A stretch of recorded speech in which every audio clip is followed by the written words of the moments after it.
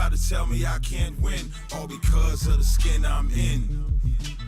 But then I look in the mirror again, and then we realize we better than them, we better than them.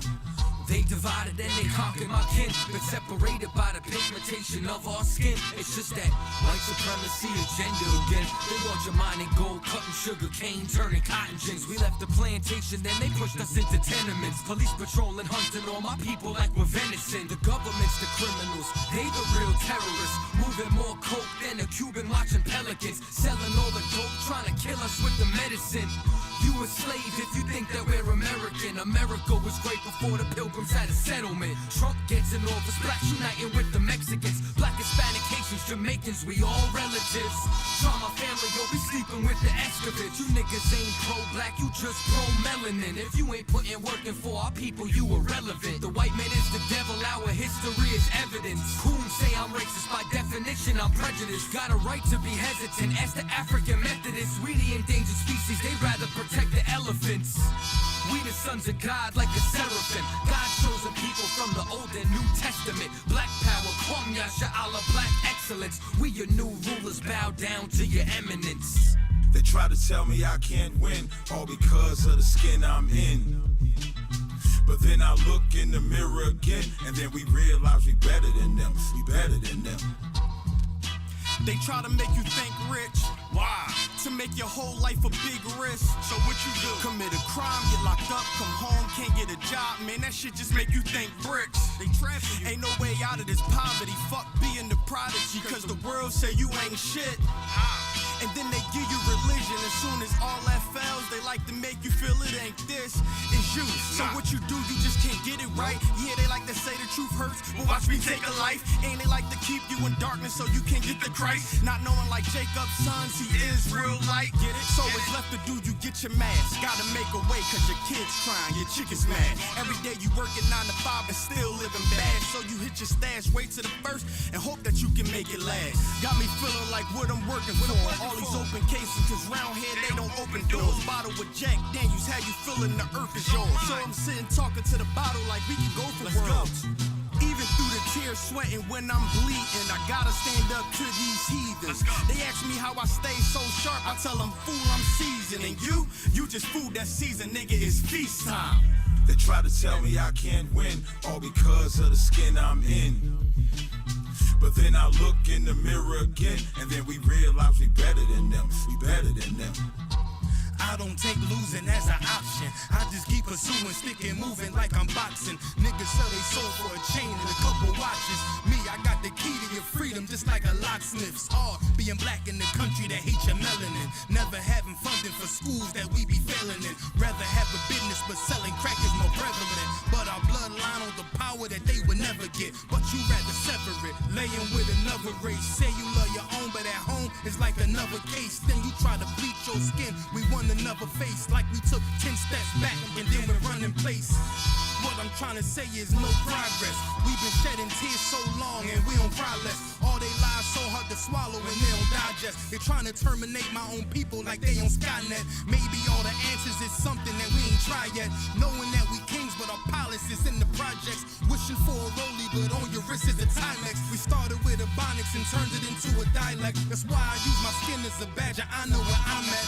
See me, you know Black Lives Matter. You see bravery. See me overcome over 400 years of slavery. Systematically sabotaged by every agency. Guess it's all because of my skin. That's why they hating me. I fuck it up, get it together, then I fuck it again. Then get it back, it always seem to be that struggle within. And the story called life got me hugging the pen. As I write, I hate the way my brother's stuck in the pen. And I go hard with the bars, barbarian. Jotting down these bars in the bar, I be killing them barbarian. Drop it lightweight, make them break cause they all Terryan. You wanna talk shooters, my warriors called carrying paper like librarians. Set with the crew, and everybody in my squad is way better than you. I fuck the game up, I show them how a veteran do. Get it praise cause of my ways, and I'm setting them too. Listen. They try to tell me I can't win, all because of the skin I'm in. But then I look in the mirror again, and then we realize we better than them, we better than them. They try to tell me I can't win, all because of the skin I'm in. But then I look in the mirror again, and then we realize we better than them, we better than them. How was that one?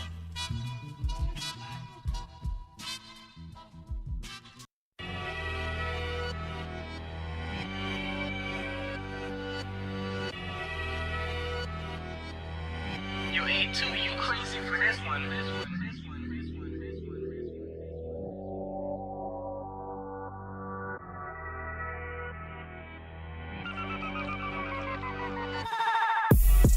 Who am I to be compared with? I marvel the rap game on some rare shit. And I ain't fucking with these rappers on some real shit. Tryna stack old chips on some stale shit. Uprise against the priest, bet he fell quick. Leave him running in the dark like the Blair Witch. I'm true to this shit and I can't switch. Leave him shaking like he trying to get that paint mix. I'm going hard in the paint, bitch. Say he a god, but he ain't shit. He just impersonating. Full of that dope, you're hurting, ain't ya? Puffing that smoke, he ain't a gangster. Now it's time to expose you. Time to show you how a real soldier rolled through. Death coming when it comes, let it hold you. Raised by mighty men, this how they mold you. Heart thumping like Pro Tools. I ain't none but the truth, boy, I told you. Style cold, it'll kill you. Cold blue, fresh like Chucky in the truth. What's the dope moves, nigga? Run against the team, take his leg like the old bitch from Soul Food. I'm just trying to run my pennies up. Don't buck, cause the semi tough. Claim it tough, but that ain't enough. Listen, to be quite clear, bitch, I'm smooth like a light bill. These niggas dead, I breathe life pill. I'm going up like the light bill. Cause I'm just trying to get a buzz like my last name Lightyear. Send a message to the masses, I'm fortified. I'm about to trade in my 9 for a 45. I'm killing this shit, gotta mortify. UPK, we up, got the other side demoralized. Them niggas nice, but I'm way more superior. He ain't one West, he don't fit the criteria. Don't take my kindness for weakness. I'm a beast on the interior. These niggas can't be serious. Brave heart, go against the art. Don't go against the squad, you'll get picked apart. Oh, she say you know God, bitch, don't even start. Play with your Honda, I'm be at the nigga throat like I'm swinging hard. It's wartime, ain't no need to play. This low ass nigga, you was never with us anyway. They say I'm gon' die for the things I say, so I went and got the Glock like you gon' roll with me today. Yeah, it ain't gon' stop, nigga. I'm telling you, boy, it ain't gon' stop. It ain't gon' stop, nigga. I'm about to fall on this shit.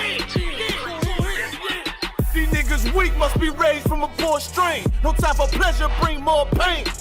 Fuck that sound shit, bring more flame. Straight soldier out the gate, I don't move, that's just ordained. And I'm done bullshitting, time to take him down. If he ain't taking ground, then don't come around. Soldiers in the back marching, that's how thunder sound. Tuck me in the booth, I'm just trying to run the underground. And fuck that glass ceiling, they ain't saying nothing. They say 144, how you keep it coming? I told them fear of the Lord, keep my feet from running. I kick shit like FIFA youngin' and aim high like I'm eagle hunting. 144, keep blazing my nigga. The devil may cry, motherfucker.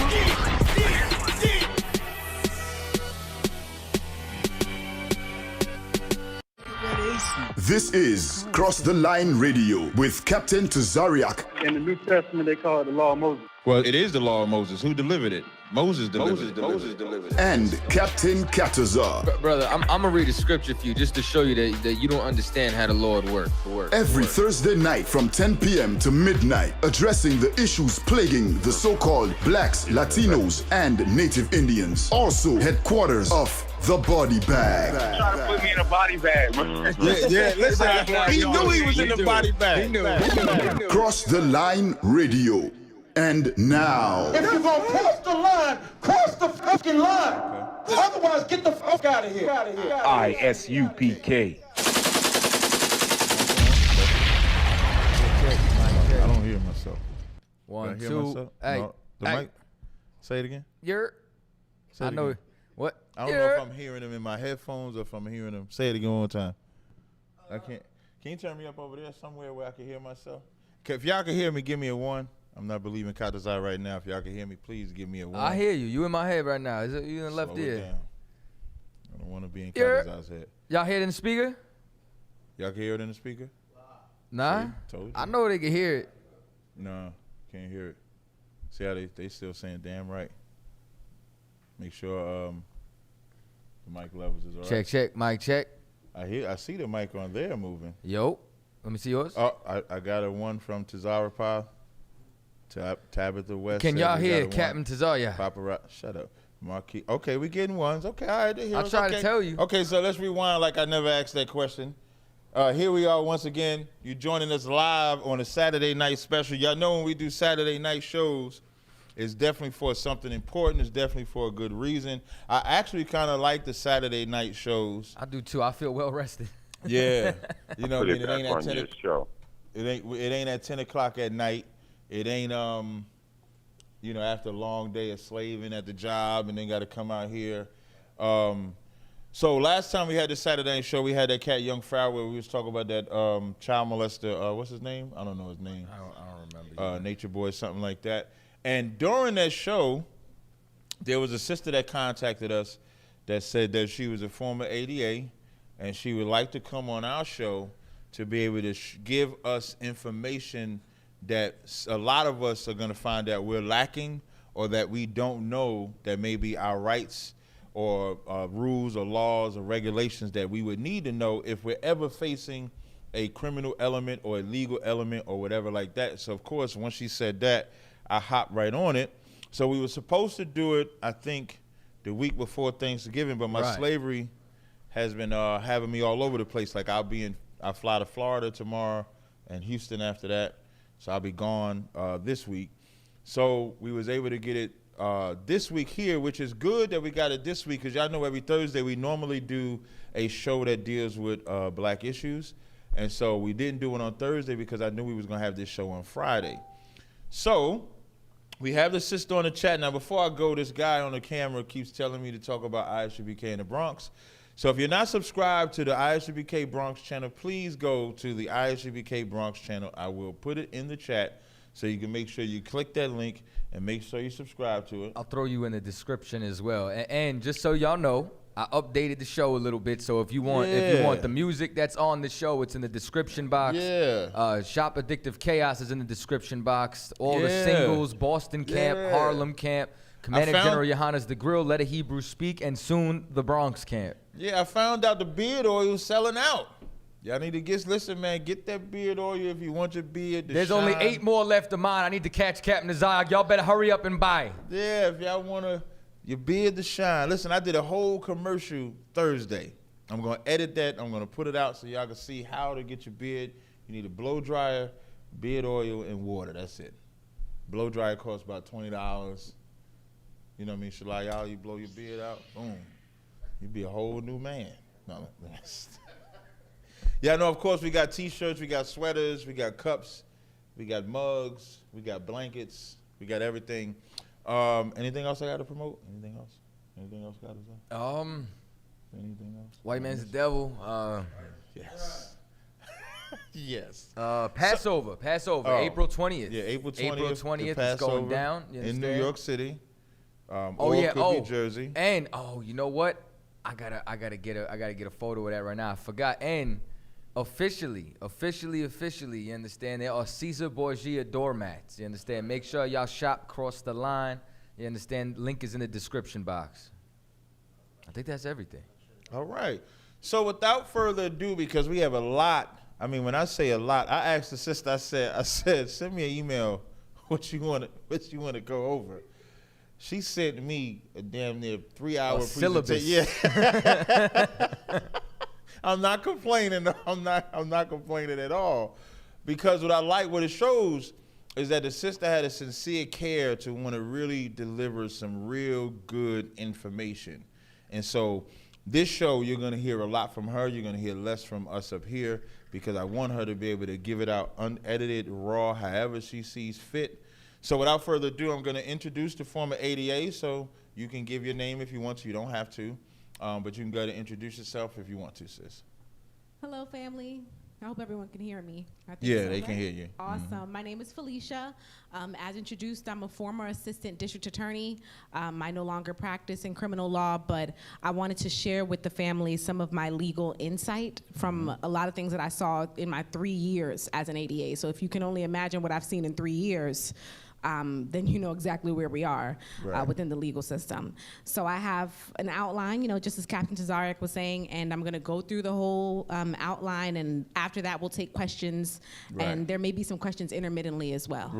Right. So just to give y'all an outline, also, Captain Zakar wants me to speak about the prison program. For those that don't know, in the Israelite School of UPK, we do have a prison program where we have a van service where we'll actually take you to the prison if you need to visit anyone in jail. We will also go to that prison and actually teach. We have a couple of facilities that we actually have had classes at, and we have brothers in there that we're able to get them to repent, because we can't forget about those brothers in jail, because there is no true rehabilitation.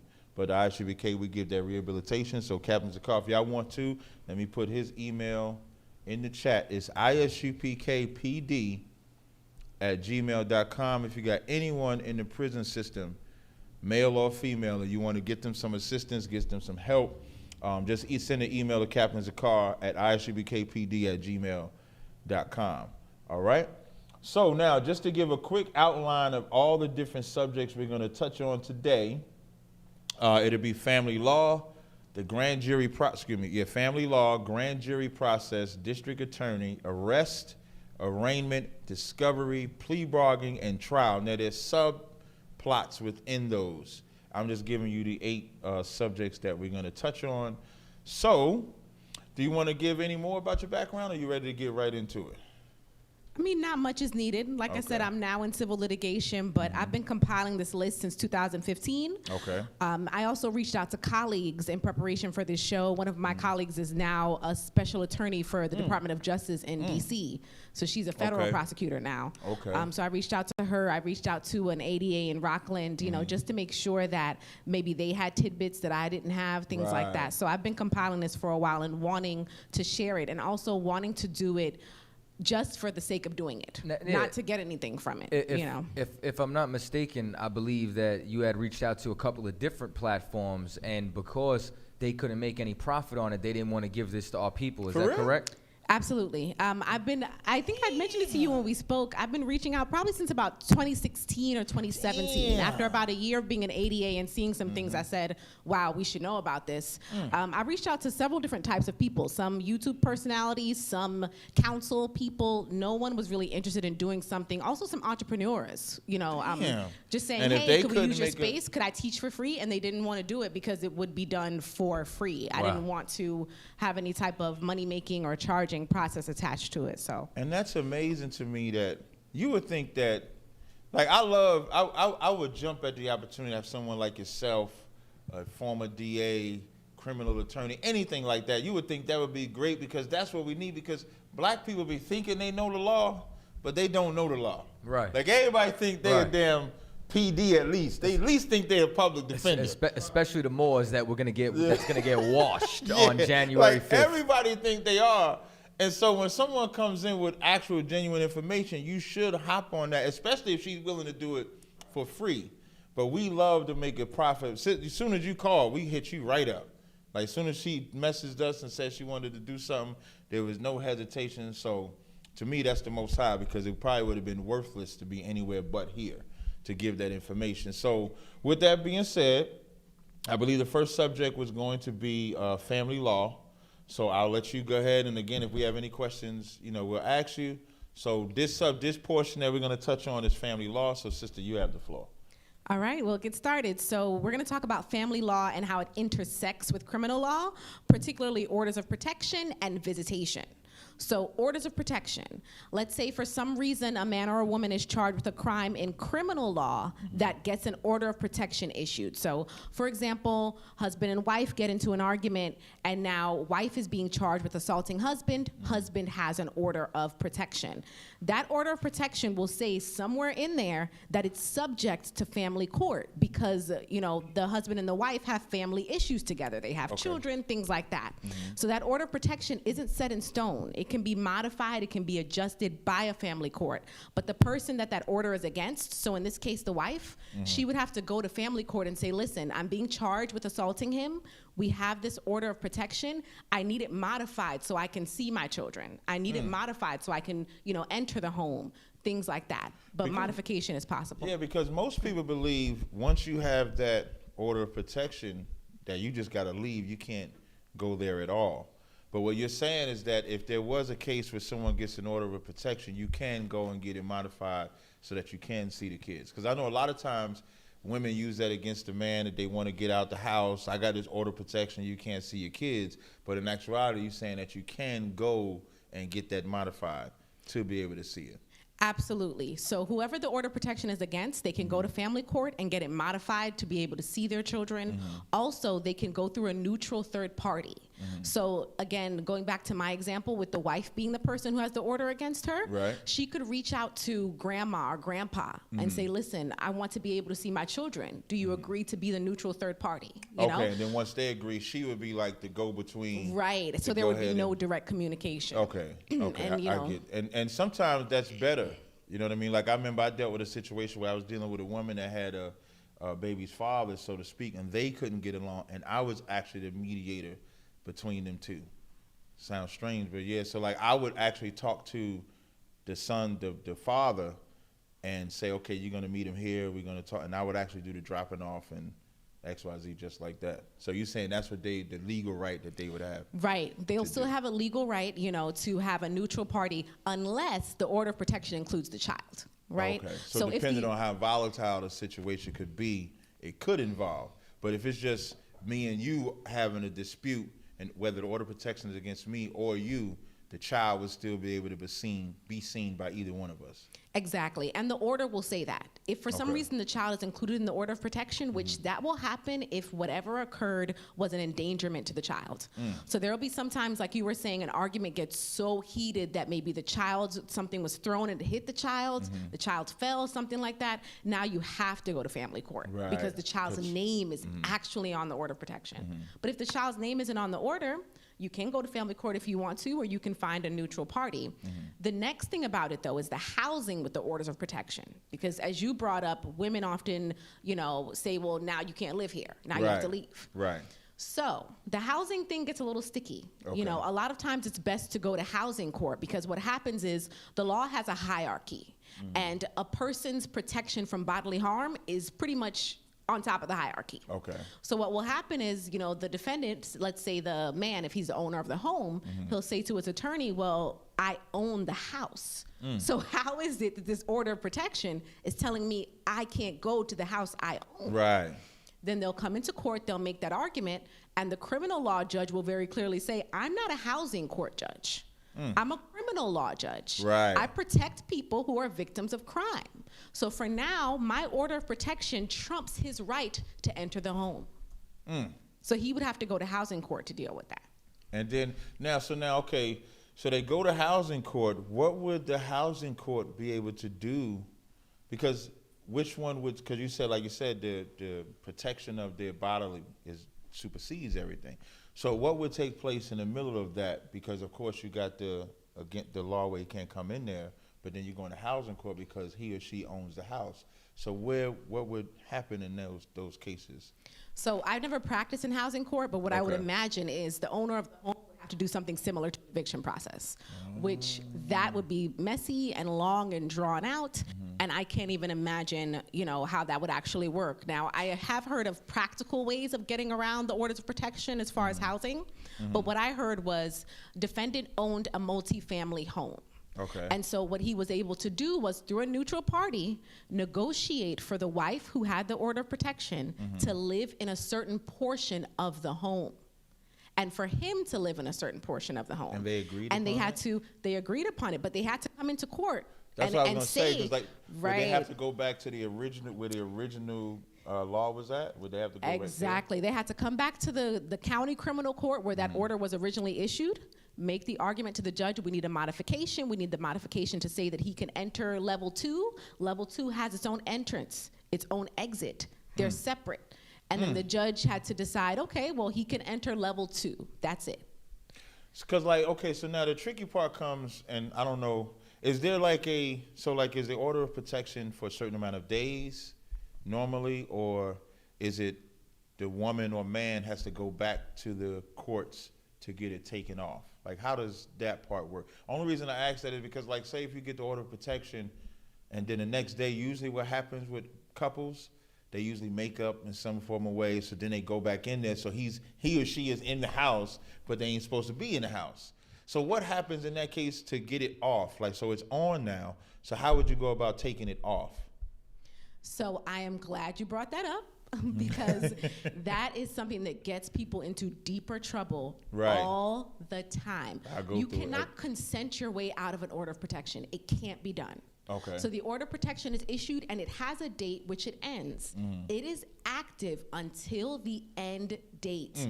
He or she cannot say to the person that the order is against, I love you again, come back. No, they cannot consent their way out of the order. And the reason is battered spouse syndrome. It is ratified by the court and believed that someone who is a victim of any type of violence in the home has a syndrome mentally that they can't make rational decisions like that.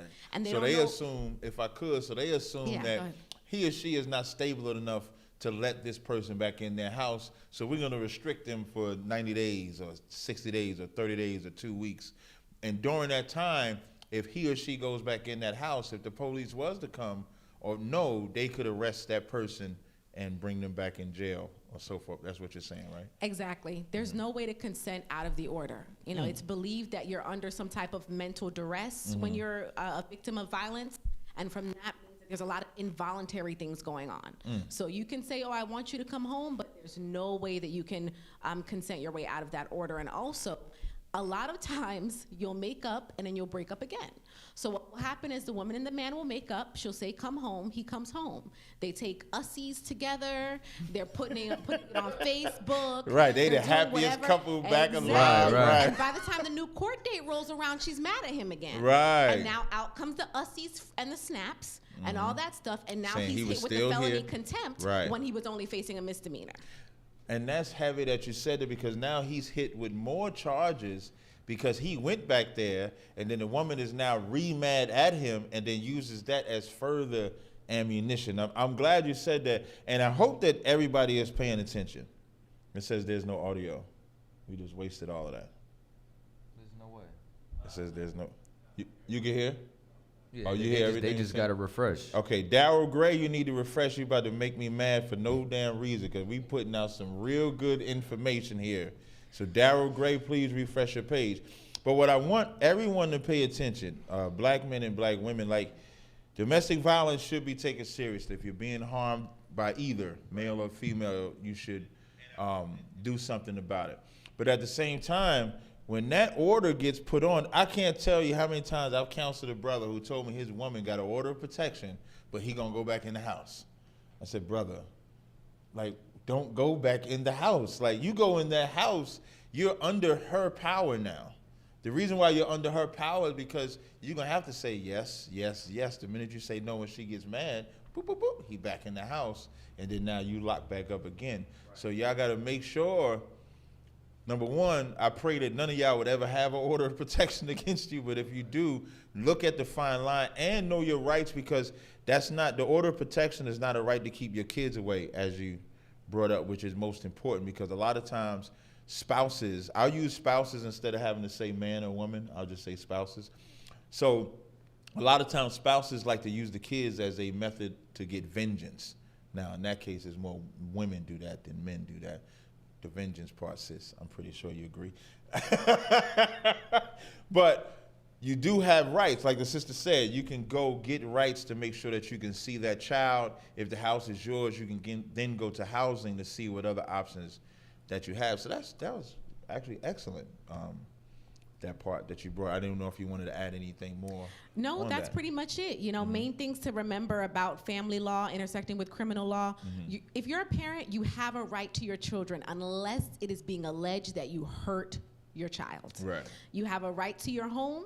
You know, you just have to figure out how to do that in a neutral way. And and no one can consent their way out of an order. Those are the main things.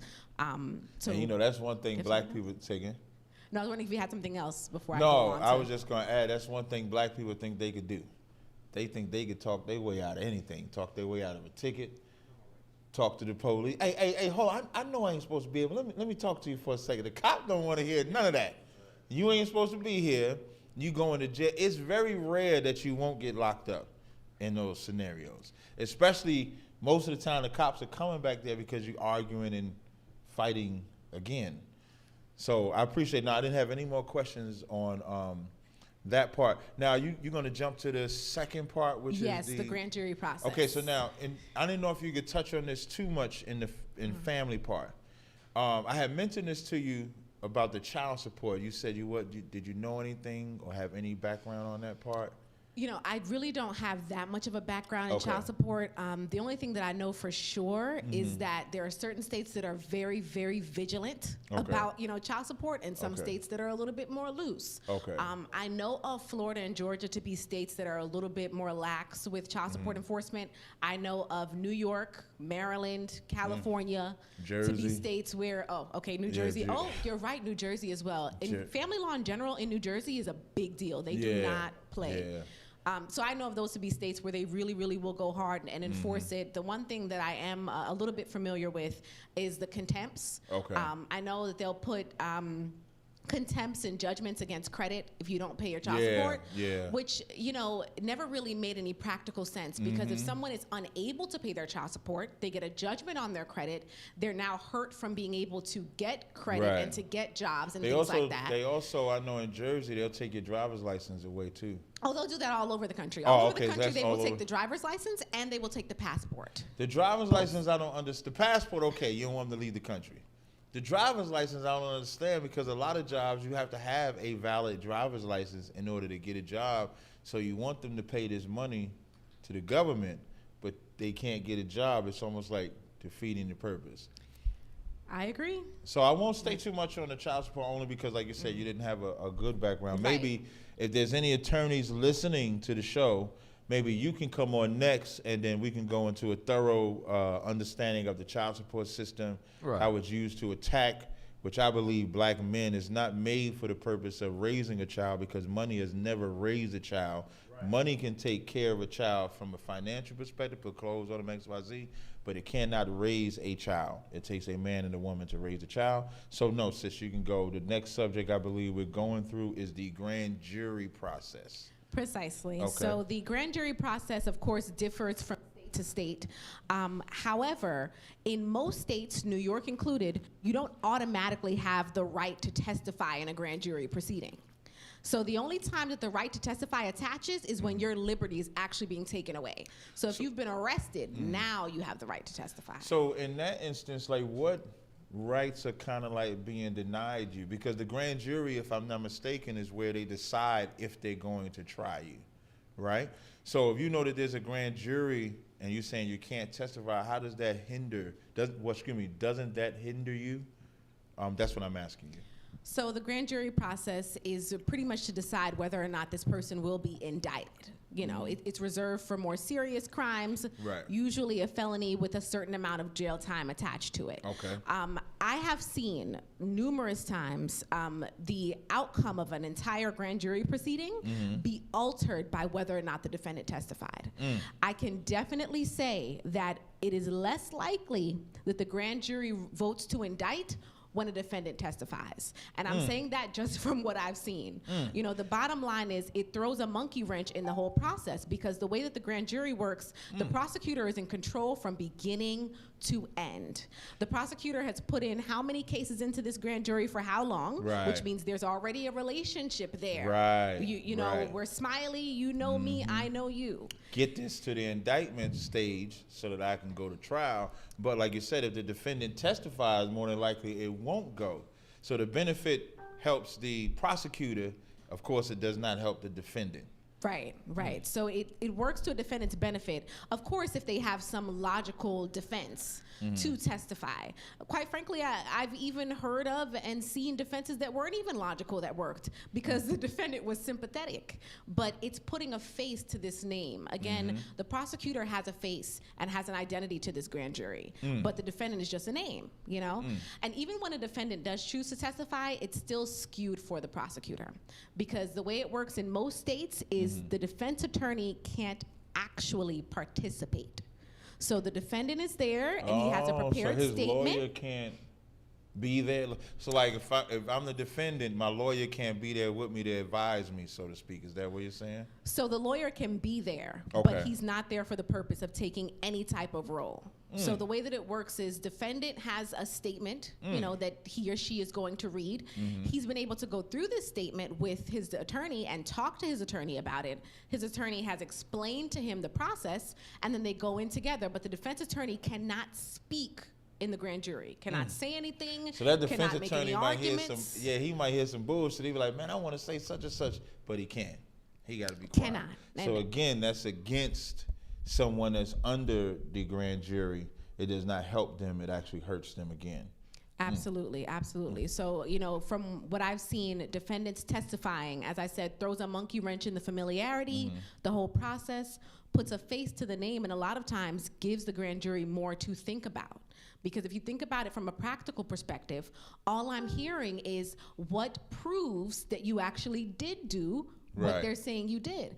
I'm not hearing anything that gives me any type of doubt. Now, I will say that depending on where you are, some grand juries are more liberal than others. New York is a very liberal place. So you will have a lot of grand juries that are doing their own thinking. But as a defendant, why would you want them to do that? Why would you not be there to give them exactly what your defense is, as opposed to having them, try to think of random things on their own? Now, is there anything that they can do? Okay, so the odds are kind of like stacked against them there. So is there anything that they can do that may not even the odds, but may turn it a little bit in their favor? Is there anything that they can do from that perspective? I would say testify. Testify, make a statement, whatever you want to call it, be involved in the grand jury process. As I said, it throws a monkey wrench in everything, and guess what? Especially if the defendant is incarcerated, guess who is in charge of making sure he gets there to testify? The prosecutor. It's now the prosecutor's job to track down the Department of Corrections, find the defendant, make sure he's put on a bus, to get him there in time, make sure DOC gets him out of all the shackles and the everything, get actual DOC people to bring the defendant to the grand jury, make sure that they are there while the defendant is in the grand jury, make sure that the grand jury is present for the defendant's testimony. All of this becomes the prosecutor's job. So you want to talk about putting somebody under stress? He ain't doing. Yeah, you know that prosecutor is not doing his job to make sure you get there. Yeah, that's crazy. That's crazy. So like the odds is really stacked up against you. And you haven't even got to the indictment if it's worthy to even go to trial. This is even before you get to the trial aspect of it. It's already being stacked up against you. Right, but that is really the best way to make sure that, you're getting your voice heard. And also, like you said, it's the best way to kind of shake things up, to be honest, because it's an adversarial process. And I can tell you the most stressful day for an ADA is an incarcerated defendant testifying in the grand jury. You wake up in the morning like, oh my gosh, because now it is your job, as I said, to track this person down. And if he does not make it and he can't testify and that grand jury is ending, or that grand jury is going on a break, you're screwed. And it's your responsibility. Now you have to dump your whole case and start over. So there is no bigger way to boost that adversarial process. Make them work. If they want to incarcerate you, make them work. Testify, have a statement prepared, and so many defendants waive that, and it's so easily suggested, at least from what I know, by defense attorneys, that you should waive it, and I don't see what benefit it could have to a defendant to waive that right, especially if you're saying you're innocent. Is there like a stat line of defendants who testified in the grand jury where it didn't get indicted, as opposed to those that didn't? Is there a stat line or something that we could look up? Like maybe to look up the numbers to see like how you're saying it's more beneficial to testify. Is there like a statistical stat line to look that up on? I'm not sure. From what I know, every DA's office keeps their own stats, and they never share those stats. I bet they don't. So you may be able to Google and find something. That's actually what I'm trying to do now. But what I'm telling you is just from what I saw, just from my coming and going from the grand jury proceedings that I ran, and from also shadowing and also assisting a lot of colleagues in grand jury proceedings. I noticed, as I said, I've seen some ridiculous defenses get someone out of an indictment because that person was believable, they were humble, In particular, the crime that person was being accused of was very violent. So if you see a humble, meek person, it's hard for you to put into your mind this that person he did was whatever doing that. Exactly. Right. So. Yeah. So if you brothers is committing them type of crimes, testify. Now that don't happen in Israelite school UPK, but these brothers out there in them streets. And of course you shouldn't be. I have to. Yeah. You shouldn't be. Yeah, you shouldn't be. That's what I was gonna get to. You brothers in the streets need to get up out them streets. But if you're gonna get jammed up, testify. It's better to do that. Okay, so now that takes care of the grand jury process. So now we're gonna go into the district attorney process. Okay, so you have it, sis. So this portion will be very brief. Okay. Very simply, a lot of people don't even know who the district attorney is for their county. Not a good idea, because the district attorney is a politician. So as you know, that person was voted in, and what does that mean? They're doing things to keep those votes, and they're running on a platform.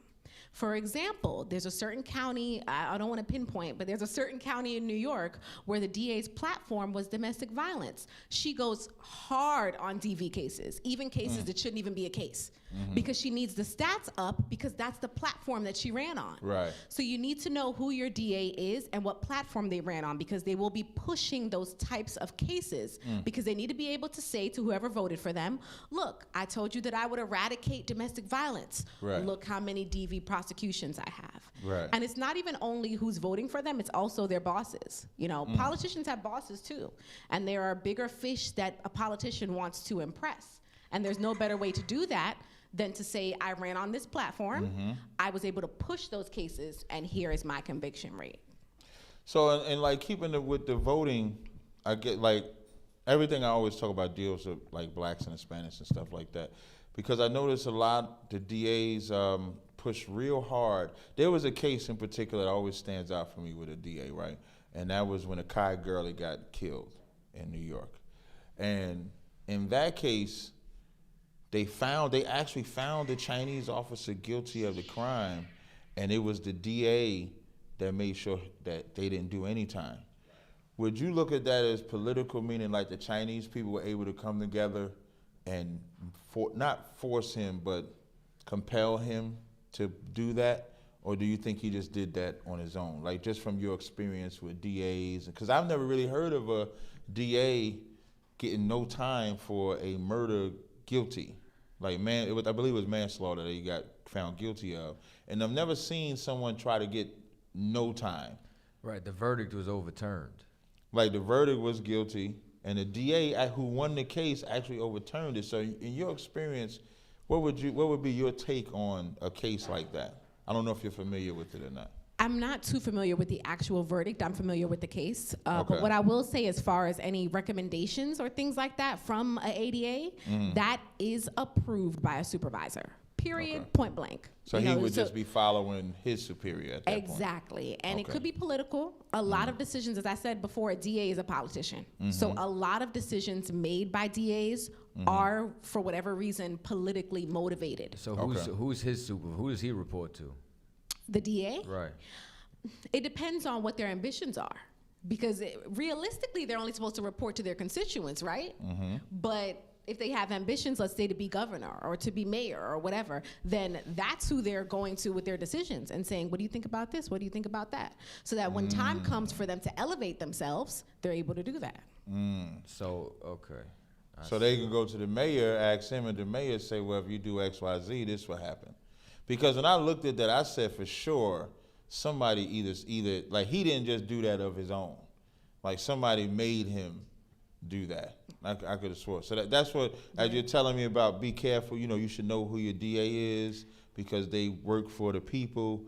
That was the first case that came to my mind because that was for sure a political move. You can tell by that. So I just wanted to get your opinion on that. Right, and it probably wasn't the DA himself or herself who actually tried the case, which is why I was saying whichever ADA that was taking orders from the DA. And it's very possible that the DA as a politician was taking orders from some large voter group, some large financial group within that district, or taking hints from somebody above them that's in the position they want to move to next. Right, I got you. So that was district attorney, elections. Good. Yes, that's all correct. right. Anything else before we move on to arrest? No, I don't think I have anything else with the district attorney portion. No, I'm fine with that. Okay, so we'll move on to arrest. We'll start with what happens before an arrest. So as I'm sure most people know, they can't just arrest you for no reason. Right. Any law enforcement arresting you has to have probable cause to arrest you or an arrest warrant. Oh. Go ahead. No, I'm just going to add my own blackness to that question. I have a few things to insert. Now, what she's saying is actually right in law. Right. Now, what actually happens outside is different. You know what I mean? Like when I think, as you're saying, and I think about the stop and frisk that exists. I mean, you had the black cops in New York City bring up how they were told not to arrest, to target like Times Square area, 34th Street, but to mainly target around here. So I think about that when you say that, because that's true. On paper, you have to have a legal reason to arrest. But we know that cops, you know, falsify information, make accusations, lie, XYZ. Another example I use, not necessarily New York, the officer in Texas, in Dallas, that shot that brother in Dallas, and because she went into the wrong apartment. Now she was able to say, I went into the wrong, say again? She wasn't even on the job. No, she wasn't even on the job. But that don't stop a cop, you know, from lying, which thankfully they did charge her with murder. I believe they upped it to murder. So hopefully she does go to jail for that. So I just wanted to add the blackness to it. That's all. Because with that probable cause, they will make up something. You know what I'm saying? Or they have loopholes in the system as to what falls in the gray area of a probable cause. So that's what I was going to get to next. That's what I need. Probable cause is not a high standard. Probable cause is not, there's no evidence required. This is probable cause. Hello, 911, a tall black man in a yellow shirt just ran up to me and punched me in my face. Where are you? Oh, I'm at 124th and 3rd Avenue. Now, NYPD comes up and they see some random person wearing a yellow shirt, they have probable cause because they have that 911 call with some type of description. So you be walking down there, that you just can got match any young black right. man. So you just got the 124th with your yellow shirt on, just walked out the house, and the cops is on your ass because it's probable cause.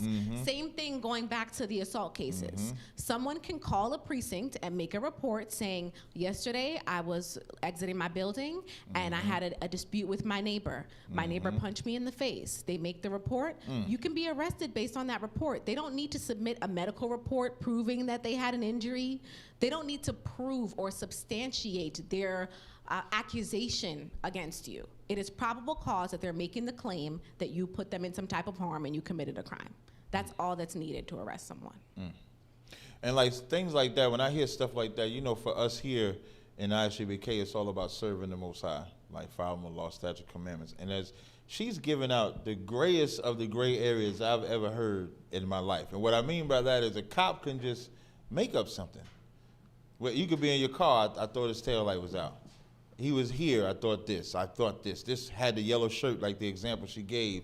You can see 5 guys with yellow shirts. It's only one person that hit him, but they're gonna take all 5 guys with the yellow shirts on because that's such a great area, which is if you're not under the protection of the Most High, who knows what's going to happen? This is an excellent show, sis. Like that right there. I didn't even know it was that gray. Like I knew that they could make up stuff, but even I didn't know it was that damn gray. You might well just call it clear. It's gotta be. I'm gonna call it the clear. It's gotta be. I mean, like, okay, it hasn't happened because you understand the Lord is with me. But when I was in the world, I got picked up often, and sometimes I get picked up on nights where it seems like they were doing some kind of blitz. And I want to know like what could be the probable cause for, like, for example, there was this bodega in the area. You can get anything you want at the bodega. You understand? At the time, you understand, my disgusting self, I smoked cigarettes. I wanted a Lucy. You know what I'm saying? So I just went to pick up a Lucy, and then, you know what I'm saying, they you know what I'm saying, they whipped around the block, they pulled me over. They didn't find my paraphernalia at the time. I was in the world, because my stuff was in a stash box, but they found, like, my partners. And then, so now, they had us in the back of the van, and then they just kept circling the block and picking up everybody that came out of the bodega. So, like, what's their probable cause when it comes down to the police report that they picked 15 people up from the same address, 20 minutes apart from each other? You know, unfortunately, they could say a number of things. You know, they could say that they have a directive that particular bodega has criminal activity. That's also probable cause, by the way. Wow, if there's some type there of directive, or they could say, listen, you know, we got a call that, you know, this bodega has been selling Lucy's, so we were there. That is probable cause. So it could be a number of things. It doesn't even have to be pinpointed to an individual. It could be, I have a directive that criminal activity is stemming from this location, and that means that I'm watching that location. Okay, because like another location, there was a gas station up the block from my house, and they would sit in the van across the street and wait for somebody to come and buy a Dutch, and then they would search the vehicle from there and use that for probable cause that they were gonna smoke or something like that. So now, like, can they do that? Just now, nobody should smoke. Nobody should get any cigars or nothing like that. You get what I'm saying? Don't do that. You understand? But can something that's legally, that could be used for something that's illegal, could they use that as probable cause?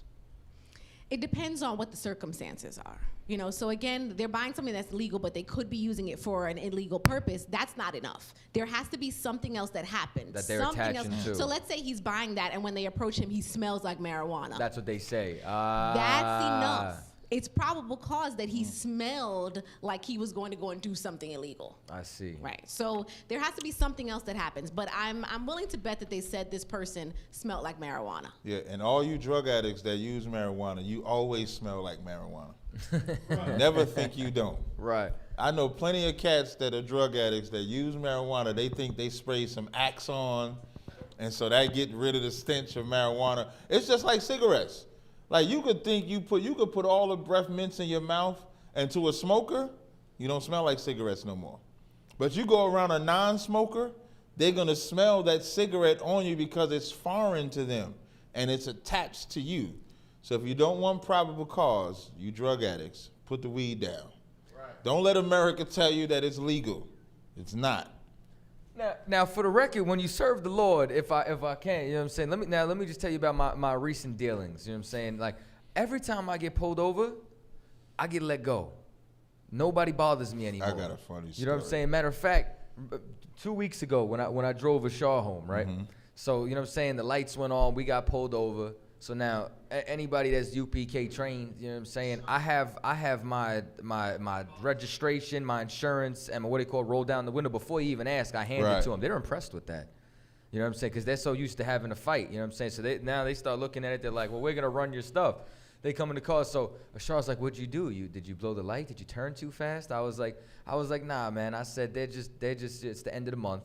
You know what I'm saying? They just want to, you know what I'm saying, meet their quota. So realistically, they're gonna run my shit. They're gonna find out everything's clean, and they're gonna come back and say they pulled me over for tints. When realistically, they never saw the side of my car. They only saw the back window. So, but they just noticed that I have tints, so that's what they're gonna say. They're gonna give me a warning and let us go. So about 5 minutes passed, and I'm like, nah, they're taking too long to run it. Something's wrong. Then they opened the door. As soon as I said that, I said, nah, we're good. So then they come over to the window. They're like, yeah, we pulled you over for the tints. The warning, you know, you're gonna keep getting pulled over if you don't get them off. You know what I'm saying? But have a good night. You know what I mean? But that's life and the truth. You know what I'm saying? Every time. I got one. If I could add my little story, I'm driving with my rib on the highway. As we driving on the highway, now I got my seatbelt on. I happen to have a wave cap on. You know, I don't know about, but anyway. So I'm driving. So as we driving, you know, we on the highway. So you know, as you see the cops on the side, right? So we driving. So as we drive, I see the cop. It's nothing to me. I'm just driving. She does this. They go to police. Just like that. Like turn, look at them and everything. Sure enough, police come right behind me because they see her saying that and they know I got keys, guns, something is in the car. So he pulls me over. So he says I was speeding. I don't know if I was speeding or not. So he pulls me over. He says, you got your license, insurance, registration. I'll whip it out. Here's what he says to me. He says, I'm just going to run them. If you're fine, I'm going to let you go. Do you mind getting out the car and standing next to me? I mean, not standing there. I can't remember exactly how he said it, but it's something like, do you mind getting out the car with me while I check it? So I actually get out the car with him while he checks it. He runs it. I'm fine. And then I walk off, never got a ticket or anything like that. All because she said, there go the police. And they assume, and that goes back to the probable cause. He had no interest in me speeding. Her saying that looked at it as fear of something that I'm probably doing that's illegal. So there are several legal terms to describe that. Some people like to call it admission of guilt, but you are exactly right. Right. If the police are sitting there and you're looking at them and there's the police, that's probable cause. Because it's reason to believe, like you said, that you are doing something you should not be doing. Right. That would be enough for them to, now that you asking you to get out of the car, I'm sure you know he had to ask you, do you mind? Because he had no that's real probably reason how he said, for you to get out of the car. Right. So, Now, you know. But see, I knew that he's expecting me to say, I ain't got to get out the car. I ain't got to do this. I ain't got to do that. But it wasn't no big deal to me because I knew I was fine. So, but somebody else in the world, they probably would have resisted, and then you end up bringing more issue because now the probable cause grows. The jump out boys, like when a van used to pull up on me when I was younger, they didn't ask. They opened my door. Some of them would just open the handle and be like, step out of the car. And I was like, God, I thought it was normal. Right. I didn't know they couldn't do that then. Wow. It got to the point where like I got my car stripped so often, I left it. They used to rip the side panels off and all that. So like when they pulled me over, they were like, I'm like, look, bro, I'm tired of it. Just, you know what I'm saying? Just look, half your job's done. You know what I'm saying? It was crazy. It was absolutely crazy. Oh, my rib said he actually wanted me to get in the car with him. Well, I didn't get in the car with him. But you don't have to get out the vehicle, right? No, you don't. However, I would not advise saying no. And here's the reason. Even though you have a right to say no, I wouldn't advise it because here's the reason. It goes right back to the entire theory that there is something you are doing that you're not supposed to be doing. Right. So I understand that it's a demeaning experience. I've had both positive experiences with police officers as an ADA because they knew I was an ADA. Right. And negative experiences with police officers as a young black woman who did not know who I was or what I do. Right. You know? So I would say comply, because if you don't, it goes right back to that theory that there's something that you're hiding. Right. There's something that you're doing. And then they dig a little further and it just makes it worse. I just don't understand. Like nobody breaks the law more than cops. You know, no, for real. Like, let's just keep it real. Nobody breaks the law more than I can't tell you how. Like another thing too. Like, I might have somebody in the car. They're not supposed to be able to ask the person in the passenger seat for their identification, for their license, for their license rather, because they're not driving the vehicle. And yet, I've seen that happen on countless occasions. You know what I'm saying? Like, nobody breaks the law more than them. So, along that trend, since we're on arrest and we're talking about things that are illegal, right? Let's talk about NYCHA and NYCHA arrests. So for people who aren't in New York, NYCHA, how do you spell it? NYCHA. For people who aren't in New York, this might not be as relevant for you, but it's still going to be relevant. There you go. These housing trespassing arrests. Okay. So clean halls or whatever is a major initiative in New York City. It pretty much means that the NYPD patrols a lot of public housing. However, they pick up a lot of people and they arrest them and they say, well, it's for trespassing. Clean Halls Initiative, you're not supposed to be in that building, blah, blah, blah. However, if you look at any legal definition of trespassing, and I'm sure if you look at the statute in wherever you're from, it says that you're trespassing if you're not invited to be there by someone who has a right to be there. So in other words, if you're picking someone up for trespassing, you're supposed to check that they're not a guest of someone. But that's not happening. What's happening is I come into the NYCHA building. Do you live here? No, you're arrested. That's not supposed to happen. I could be a guest of someone here. I could be here because my friend or my whosoever lives here. So what's supposed to happen is, why are you here? Are you a guest of someone? Who are you a guest of? And they are supposed to check and verify that you are not that person's guest before they arrest you. Very rare occasions have I actually seen a police officer say, hey, I did check. They said 3C, I went to 3C, and they don't know who he is. But there were so many times and then because we don't know that ourselves, and we know we trespassing ain't supposed to, we just accept. And that's another thing, too. We accept that the cops know the law. Right. That's what we accept.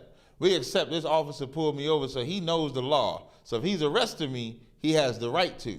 So NYCHA, he has the right to arrest me for being in this building, even though I'm visiting like a Yawa'ala or something like that. Instead of me just telling him, hey, Yawa'ala is in room 5, apartment 5C, I'm coming to visit him, can you check? Which is all right, you're saying, right? Exactly, and so there will be numerous instances, again, first-hand account, where trespassing arrest comes in, and it's viewed as, especially in the state of New York, it's viewed as, well, it's no big deal. It's a violation. You should just write it up. I'm not just writing it up. Did you ask this man if he was there visiting someone? Did you check that he wasn't? And now you're in a conflict with the police officer because you want him to release this person and you're refusing to write it up. And now he wants to go to your boss, and it's a whole conflict because in their eyes, it's just a violation. Absolutely not. Violations come up when you run someone's record. Violations can bar you from getting certain government jobs. Violations can bar you from getting certain government benefits. Violations can bar you from getting into certain educational institutions. Violations can get you deported depending on the violation. Harassment violations can get you deported because it's considered a crime of moral turpitude that you assaulted someone or that you harassed them in a physical way, you threatened them, and that can get you deported. So, what do they need in order to prove harassment? It's in New York, at least. Now, harassment is a violation, and all they need is just that you threaten someone. So certain harassment denotations say that you actually kicked or hit that person, but a lot of it just says that you threatened physical violence. So it could be that you came towards them, and maybe it didn't actually happen, but it was reasonable that that person felt they were under the threat of that physical injury. So all they would need is a report. Like, what evidence do they need? Now, the reason I ask is because I got a brother on the job. He's from Mexico. He was here on a visa, and he got into a domestic dispute with his woman, and she lied. But you know what I'm saying? I don't know for what purpose. You know what I'm saying? And then eventually the charges got dropped, but that was one of the charges. So you're saying, what would you actually need to prove it, like at a trial? Like what? Yeah, like as far as, is it just their word? Is it based on the police report? Like what is, you know what I'm saying, that come into? You're going to need we'll get into this. I just heard a random noise and that's the predator. Phone. Okay, I'm sorry. I'm like, what is that? Sorry, what the hell was that? So we'll get into it a little bit more when we get to trials. Okay. But it's the basic, beyond a reasonable doubt. For harassment, I have seen an actual harassment trial. It was so ridiculous, but I've seen a harassment trial. I respected the defendant's right because he insisted that he was innocent. So it was an actual violation trial. And it was just the police officer testified to the story that he received from the woman, and the woman testified, and they got a conviction. That's insane. Yeah. So like no witnesses, just your word against theirs? No, just your word against mine, and it was a bench trial, which that happens very often when it's a lower crime, that it's a bench trial, which means there's no jury, and the judge is the fact finder. The judge is the jury. And as you know, the fact finder can weigh the credibility of witnesses. Right. So the judge is now in the position as a fact finder to say, well, which witness do I find more credible, and for what reasons? Wow. And from that to decide. That sounds like a completely flawed justice system. We have a lot of work to do. I will say that. I mean, yeah. I want you to imagine how bad you think it is and times it by 1,000. I can imagine. And, that's where we are. I can imagine. I could definitely imagine. I mean, and then this is kind of like I'm going to save it for the end. I don't want to kill your flow. Alrighty, so NYCHA. Okay, so Rikers arrest. Again, this is something that's going to be a little bit tri-state area specific, but it could apply to going to visit any correctional facility. So particularly with Rikers, you have to take a bus over onto the island. That bus is now an amnesty box, so a lot of people don't know that. If for some reason you have something you should not have, and you're on that bus, I think it's the Q100 or whatever, you're on that bus and you're headed over to Rikers, you can take it off your person, take it out your bag, take it out of wherever, and leave it on the bus. And you will not be in any trouble, you will not be arrested, there will be no issue. But if you get off the bus? Now you get off the bus, they have the dogs, they have all of these things going on. They're having a big initiative right now with Rikers arrest, particularly with contraband and visitors. The reason is that they want to try to shut Rikers down, which that's another conversation. So what that means is they need to first clean it up and get it in a place where they have as little, complications as possible so they can start shutting it down. So what that means now is visitors who come with contraband, it's not just they want to arrest the visitor. It's a big push for where did you get this from? Who told you to bring this with you? And they're snagging the inmate as well. What used to happen a lot is, okay, the visitor chose to bring this, I'm going to arrest the visitor. What happens now is I'm arresting you, I'm getting you to tell me who you brought this in for, and I am arresting that person as well. So then this way they add on. Right, so now you have an inmate who not only has whatever charges he's in there for, he has these conspiracy charges or whatever charges because they're saying, oh, you told this person to bring in whatever. Sometimes they have a phone call confirming that. A lot of times they don't. So now, I guess we can get there maybe later, but I did hear that they were looking to shut down Rikers and then open up an individual prison in each borough. Because I know that the one on Staten Island, that's where I'm from, was closed, and now I heard that they're reopening it. Correct. So the plan is supposedly to shut down Rikers within the next 10 years and to have each district, each borough deal with their own inmates. So they would have their own correctional facility. There are a lot of hurdles to that, though, because first of all, you have to get permission from the constituents of that area to bring a correctional facility to that area if it doesn't already exist. Right. And let's say it doesn't exist, which for some places it doesn't. Now where do you get the money to build this facility? Where do you get the money to run this facility? Right. So a lot of it is a skeleton plan that isn't really very well thought out, in my humble opinion. So we'll have to see what ends up happening, but that is the plan that they have right now. Yeah, I heard about that. Okay. Anything about Rikers or correctional facilities in general? No.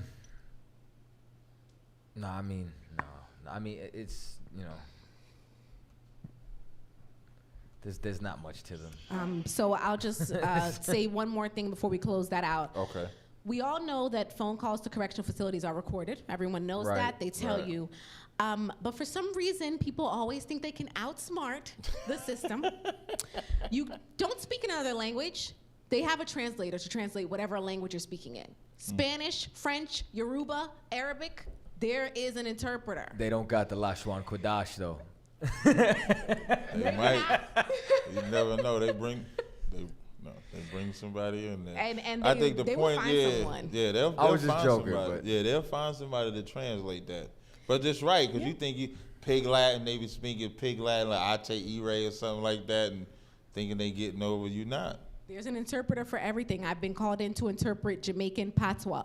You know what? There's an interpreter for everything, and there's a decoder for everything. Gang slang, like crew slang. Really? There is a confidential informant on the roll that's a part of whatever crew, whatever set, and he will get called in to decode the gang language. But that a brother just said something in the chat. Are they going to privatize those individual prisons in the boroughs? That's unknown. They haven't specified that How yet. do you find that information? Is that going to be announced to the public? Probably not, but I know that if you just Google the plan to shut down Rikers, they have online their little 10-year plan. Like it's available. But whether or not they'll publicize if it's privatized or not, I highly doubt that. I highly doubt they will make that I have a feeling they openly will. accessible information. I'd say a little higher than that, but I think pretty much all prisons will be privatized. That's the next big business. There is actually a big push to deprivatize. California, a lot of California politicians and a lot of important people out of California are pushing the deprivatization right now. If they deprivatize prisons, I guarantee you'll see a decrease in prisons. I mean, prisoners rather. Cali was the first place that had the 3-strike law. You get what I'm saying? California really did damage. If I could, it said IUIC interprets all brew talk. Right. That's crazy. That's the funniest thing. Okay, sis, you can continue. So we're gonna go to interrogation. So most people know about your Miranda rights. You have the right to remain silent. You have the right to have counsel. Right. When you're saying that you want a lawyer, you have to invoke that right to counsel unequivocally. Here's what that means. Maybe I need a lawyer. I might need a lawyer. None of that works. I do not want to be questioned until I get a lawyer. And then at that moment, they have to stop whatever it is that they're doing. Because I know, like, you see a lot of times, you know, even though you might say the lawyer, like, you say it, like, questionably. Like, you're not sure. Exactly. And so you got to be solid on it is what you're saying. Right, because what happens when you say it questionably, here's the reason why it matters. Because a lot of times we talk about these concepts and we don't understand why it matters. The reason that it matters is if you say, I might need a lawyer, you know what happens? They sit the person in the room for another 2 hours because he didn't say it unequivocally. So they sit them there for another 2 hours and they come back and try them again. I don't need to stop because you did not say it unequivocally. Right. So now you're going to be here for the rest of the night with your maybe I might, I don't know, and they're going to try you all night until they get something. So unequivocally invoke the right to counsel. Unequivocally. Yeah. Don't be unsure, be sure. False promises. Yeah, this is the Generally big one. Yeah, and this is the federally, law enforcement can make a promise that they don't plan on keeping to get a confession. It's not considered coercion as long as it's not some type of promise that is hurting you psychologically or that is misrepresenting something as far as your actual safety. So they can't say everything in writing. Absolutely. Any type of deal you're making should be in writing. I watch Any type Power. of deal you're making. So now, when it comes to a deal, right? When it comes to a deal, can a cop offer a deal that can uphold, like, you know, when the cops say, I can get you this time, you know, that's the cop's biggest thing. You know, I'll help you out. No. I'll speak to the DA for you. Like, that's important because criminals, you really believe that the cop can help them, and then they confess to the crime, and then the cops say, I spoke to him, but, you know, they going a different route. You know what I mean? Like, you're being hustled in the interrogation room. So that's an example of a false promise.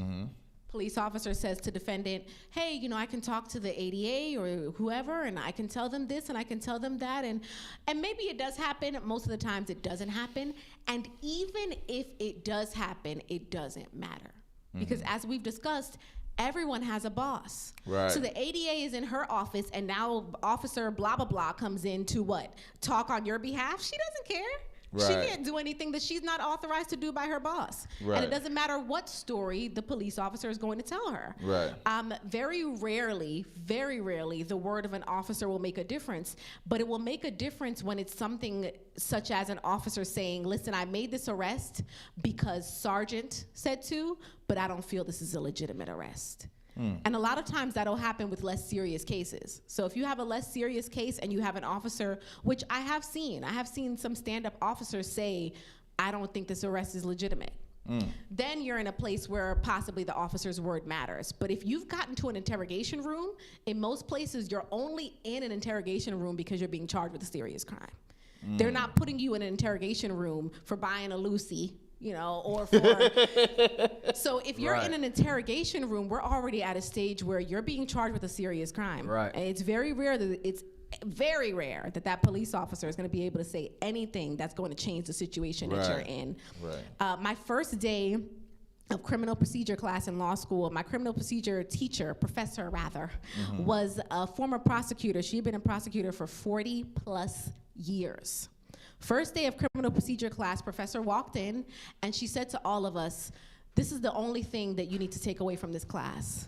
Nothing good ever comes from talking to the police. Nothing. Right. Nothing good ever comes. Innocent, guilty, you don't speak to them because there's nothing good that could ever come from talking to the police. She told us that on our first day of class. I shouldn't be telling y'all this, but if no one talks, we all go home. I'm just letting you know. Rule of thumb. Salakia. No one talks. Huh? So anything about false promises? No, like I think we covered everything. Okay, so false promises. Don't and listen lies, to the police. Same thing. Don't trust the police. Don't listen to police. What Flavor say? What Flavor say?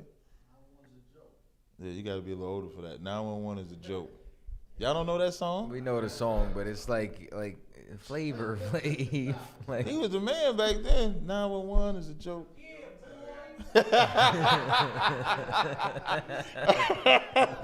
No, we're good. You can go to the next.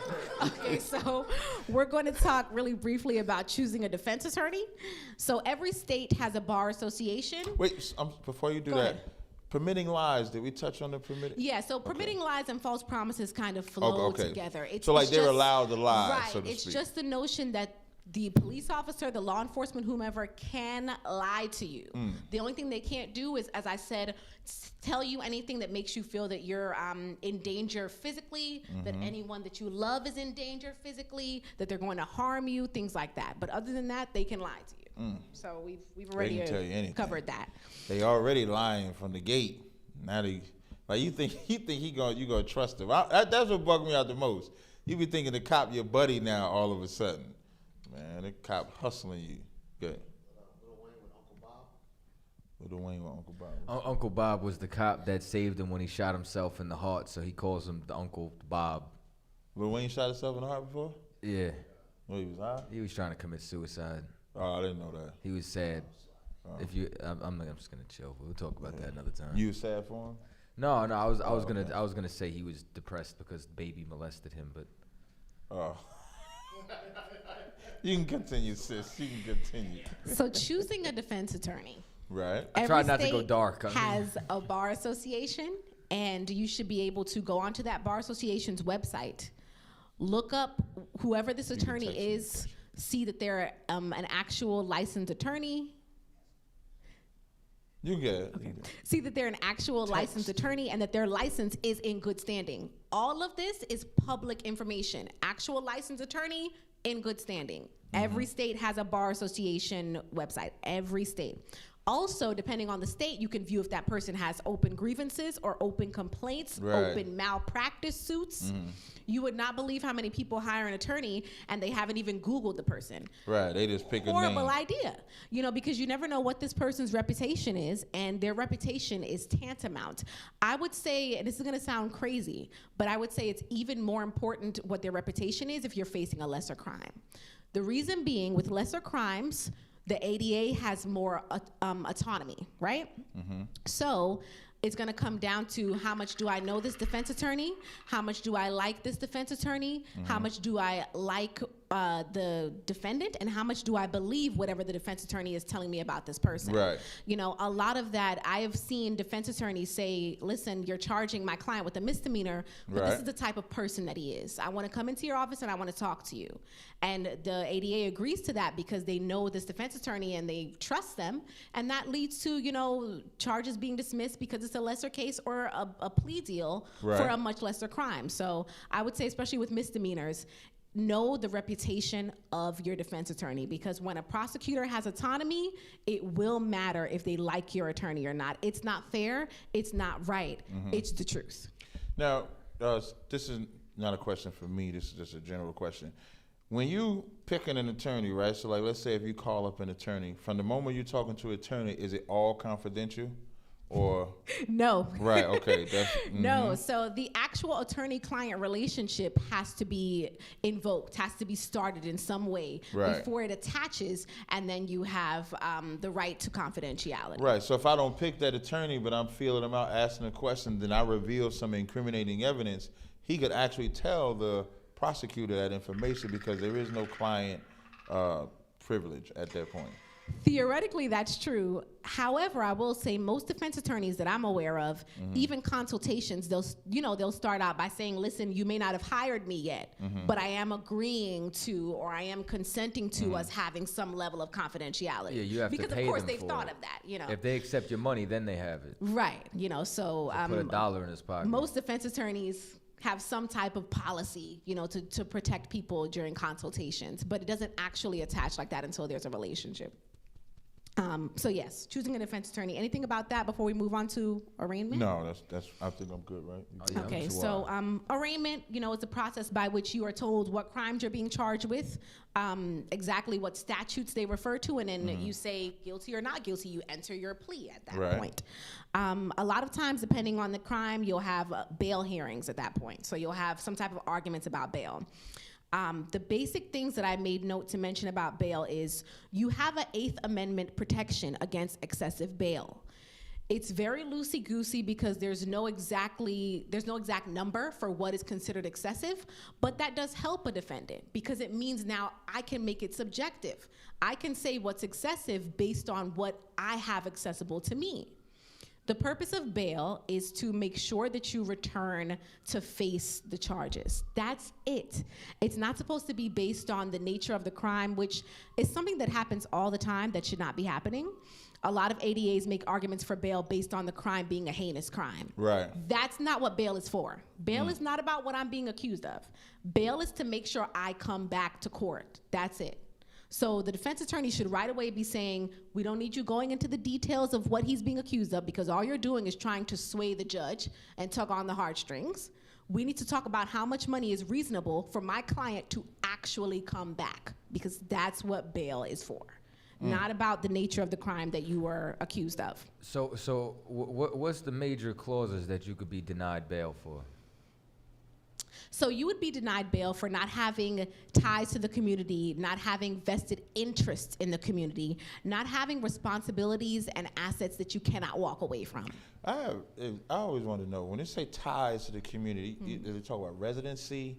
You talk about being in community? All of that, because remember I said it's very case-by-case basis. Yeah, they're talking about so they're talking family. about all of that. If you own a home, that oftentimes could help. You know, listen, I'm a homeowner. I'm not just going to pick up and run away from my home. You have children, that helps. I have, this young child. I'm not going to pick up and walk away from my child. I have elderly parents here that I take care of. That's why the family coming to the bail, to the arraignment, that's another thing I want to say. Yes, absolutely get your family and friends to come to your arraignment. Absolutely. Because that's where the ties come in. That's why a lot of times when you see someone getting arraigned, the defense attorney will turn around to the gallery and say, look, his mom, his dad, whosoever is here. Yeah. They're showing the physical ties that you have to that community. You know what? And let me tell y'all this too. You know what I'm saying? There is a like when y'all locked up, right? When y'all in the holding cell, you know what I'm saying? Before y'all go to the courthouse, when you're in the 122, the 120, whatever the case may be, when you wake up early in the morning, there's gonna be somebody who walks by your cell who's gonna have a little pen and pad. He's gonna ask you some questions. You know what I'm saying? Make sure you make it seem like you have those ties in the community with him, because he's going to be the one to relay whether or not they believe that they should hold you, you understand, for the maximum amount of time that they can or not. And they purposely come that early and piss in your Cheerios just so you'll have an attitude with them so they can hold you longer. You like Cheerios? I learned that the hard way. I gave him an attitude.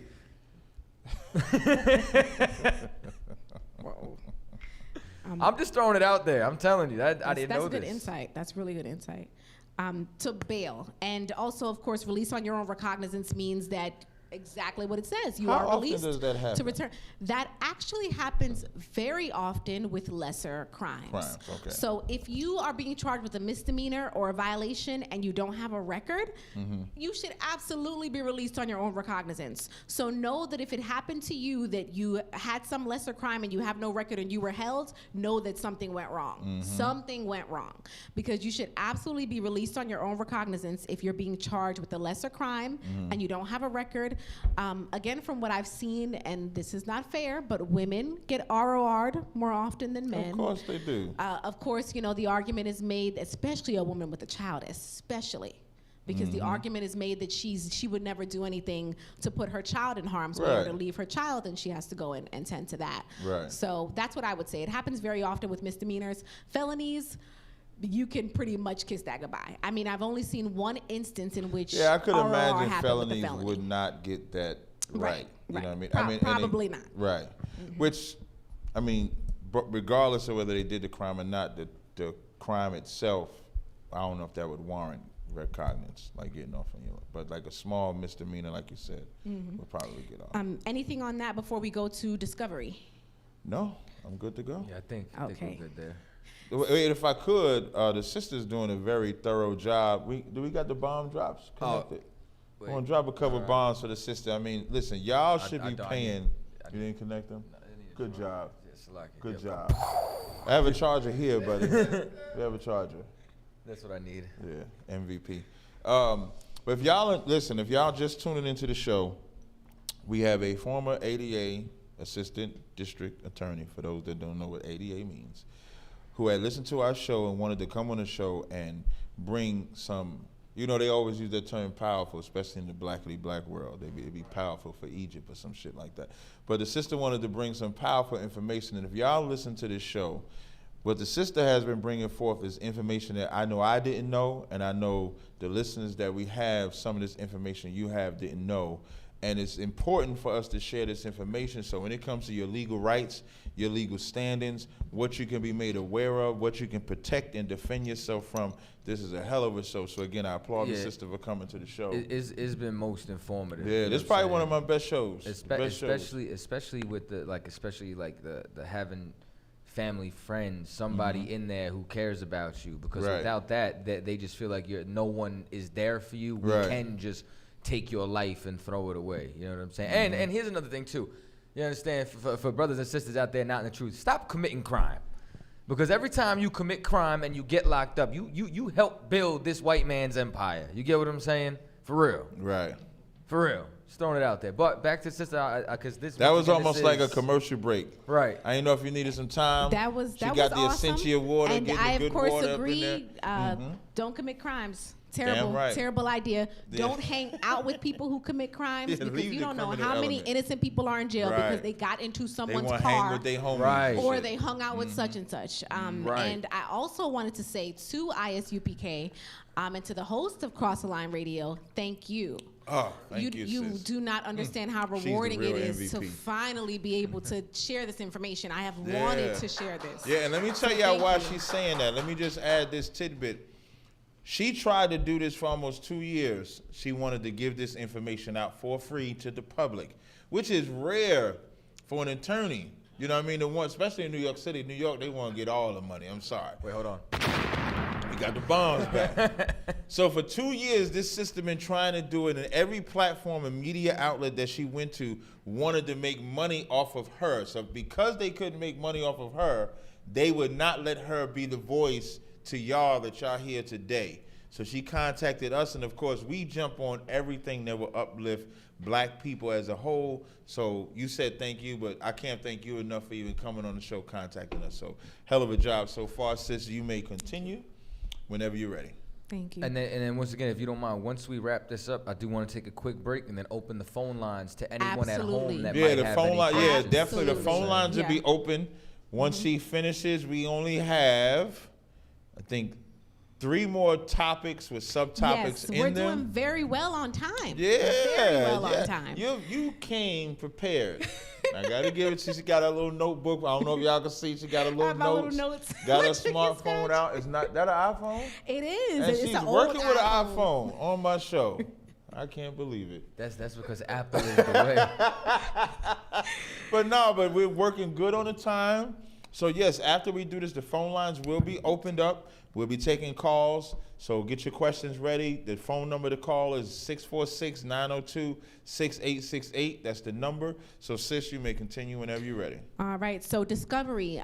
For those of you who may not know, discovery is the process by which the two parties share information, and it's supposed to happen in its entirety before a trial begins. So what that means is the prosecution is supposed to hand over to defense all the evidence they have, a witness list, all of these things before the trial actually begins. So as far as we're practically with discovery, there are a couple of different things that the defendant should be paying attention to. So 61s, which are also known as complaint reports, it's paperwork generated by the arresting officer, and it is very important. Again, the name could change based on your state, based on whatever agency is arresting you, but somewhere there is a report that should be in discovery that should have been drafted by the person that arrested you that states when they arrested you, where they arrested you, what information they arrested you based on. It should also state if there are any witnesses to whatever you're being accused of. It should state if there was anyone that was on the scene that was injured by whatever you're being accused of. Right. The reason why all of this matters is this. Hypothetical story, of course.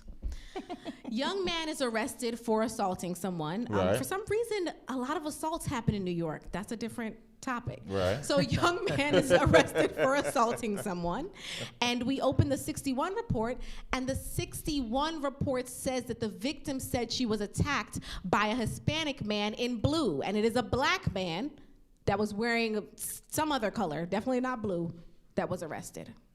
And this person is already sitting in a holding cell. So that is why your 61 is very important, because it's not always that the police officer is going to review it properly. It's not always that the ADA is going to review it properly. So as the defendant, you need to make sure you look at that, because it could have some exculpatory evidence in there. Surveillance, another hypothetical story. A young man was arrested for robbing someone outside of a bodega. As you know, there's cameras everywhere nowadays, right? So the police go to the bodega owner and they say to the owner, do you have surveillance? Do you have a camera? Bodega owner says yes and hands over that surveillance. Right. Police officers take the surveillance, they then give it to the ADA. The ADA has 50 million cases, so she's not watching that surveillance right now. So it gets put in the file and the file gets filed away. This entire time, this person is on Rikers this entire time. Now, defense attorney calls ADA, and ADA says, hey, listen, they dropped off some surveillance. I haven't really gotten around to it yet, but, you know, it's there. I'll hand it over. We'll get to it, blah, blah, blah. 2-3 weeks later, the next court date is coming up. Now it's tantamount. Now it's, oh, I need to watch this because there's a court date coming up. Right. By this point, the defendant has already been at Rikers for going on almost 2 months at this point, right? So from an ADA's perspective or from a criminal defense perspective, my life hasn't changed, but the defendant's life has changed. He's lost his job. His family is facing eviction because he's the main breadwinner. Court date is coming up. ADA watches surveillance. Surveillance clearly shows the defendant was nowhere near the robbery. Right. Now, defense attorney goes to ADA, well, what are we gonna do? Oh, well, now we'll drop the charges. But at this point, it's already affected this person's life. So if you know you're being accused of a crime that occurred somewhere where there should be some type of surveillance, make sure it is requested, make sure it's requested early, and make sure you, with your own eyes, look at it. Because if you just ask your defense attorney to get it, what they will do is they will get it, they will put it on their desk, and it will sit there until you become important again, which means the day before your court date. Next thing is Brady. So Brady is a case that says if the prosecution has exculpatory evidence, meaning evidence that means that the defendant is actually not the person who committed the crime, they have to hand it over to the defense attorney. It should be done within a reasonable amount of time. That's subjective. Because so reasonable, like it could be done in a day or two, or it could be done like 2 days beforehand. There we go. So reasonable is subjective, but it is a big deal because Brady violations turn into convictions that are overturned. Brady violations turn into mistrials. They turn into ADAs getting fired. Brady violations are a big deal. And again, it goes back to the relationship between the prosecutor and the criminal defense attorney. Right. So you, as the person being accused, you have to be vigilant. You have to know, hey, listen, I think that what just happened was Brady, and why aren't we making a stink about this? Like, we shouldn't even be going to trial right now because that's Brady. So that's another very important thing. Subpoenas. This is actually something that applies even to people that aren't being accused of a crime. Right. So a lot of people don't know that there's a difference between a subpoena and a notice to appear. Again, the name notice to appear changes based on where you are, but if you get a notice to appear, you don't actually have to appear. You still have a choice. And if you are given a subpoena, your subpoena has to have a date, a time, a location, and it has to be served on you within a reasonable amount of time. Now, You're is not, the subpoena Go and ahead. notice to appear, is the subpoena given to the defendant? Or is the subpoena given to, like, I'm the defendant, you're a witness, so you would have a subpoena, I would have a notice to appear. Go ahead. A defendant isn't going to be subpoenaed nor notice to appear. Okay. You know, a defendant is going to have to choose to invoke their right to be present at the trial or choose not to be. I've actually seen defendants so say, they don't even have to be there. Exactly. Okay. I've actually seen a defendant say, I don't want to be there for the trial, which worked to their favor, and it was a strategy on their part because it was someone being accused of a violent crime who was obviously violent and crazy. So it was worked to his best interest that he wasn't there, you know?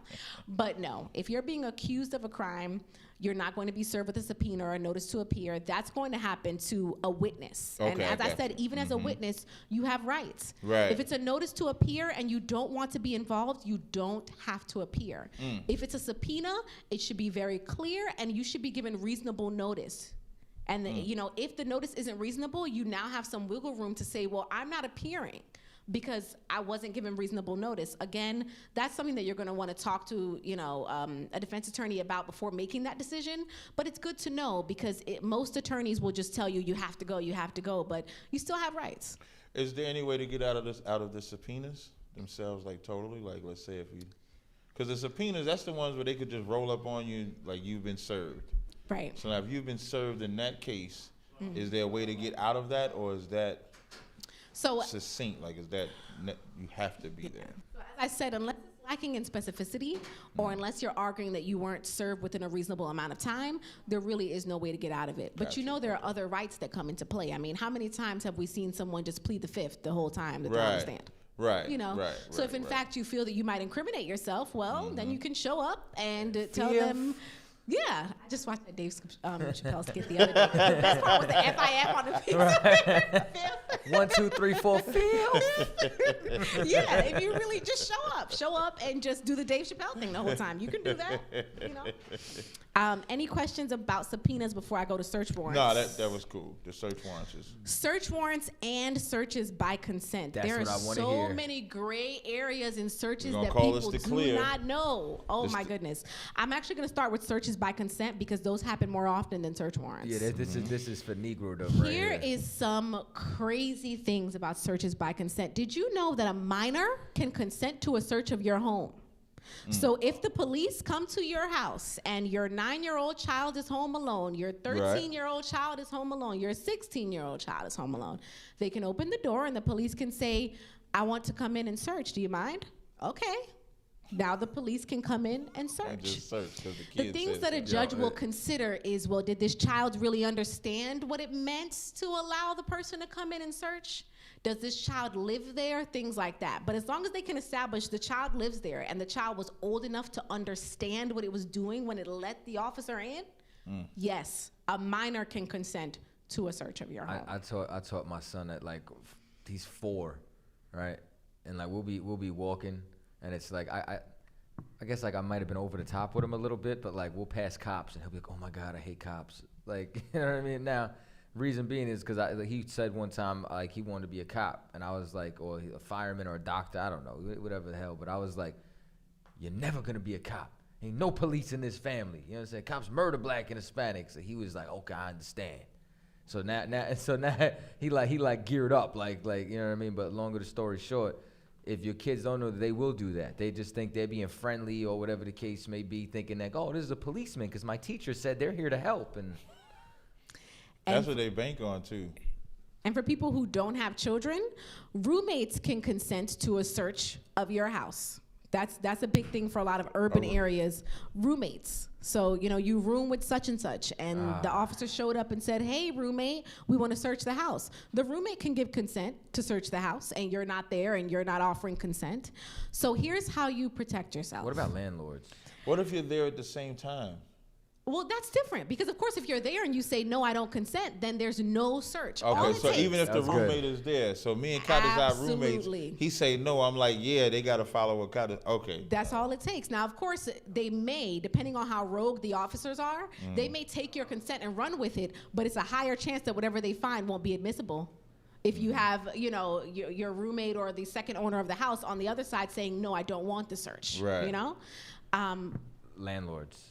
Landlords, that's sticky. So it depends on how close you and your landlord live, which is why I'm going to get to the next stage of how you protect yourself. Your private area should be secure.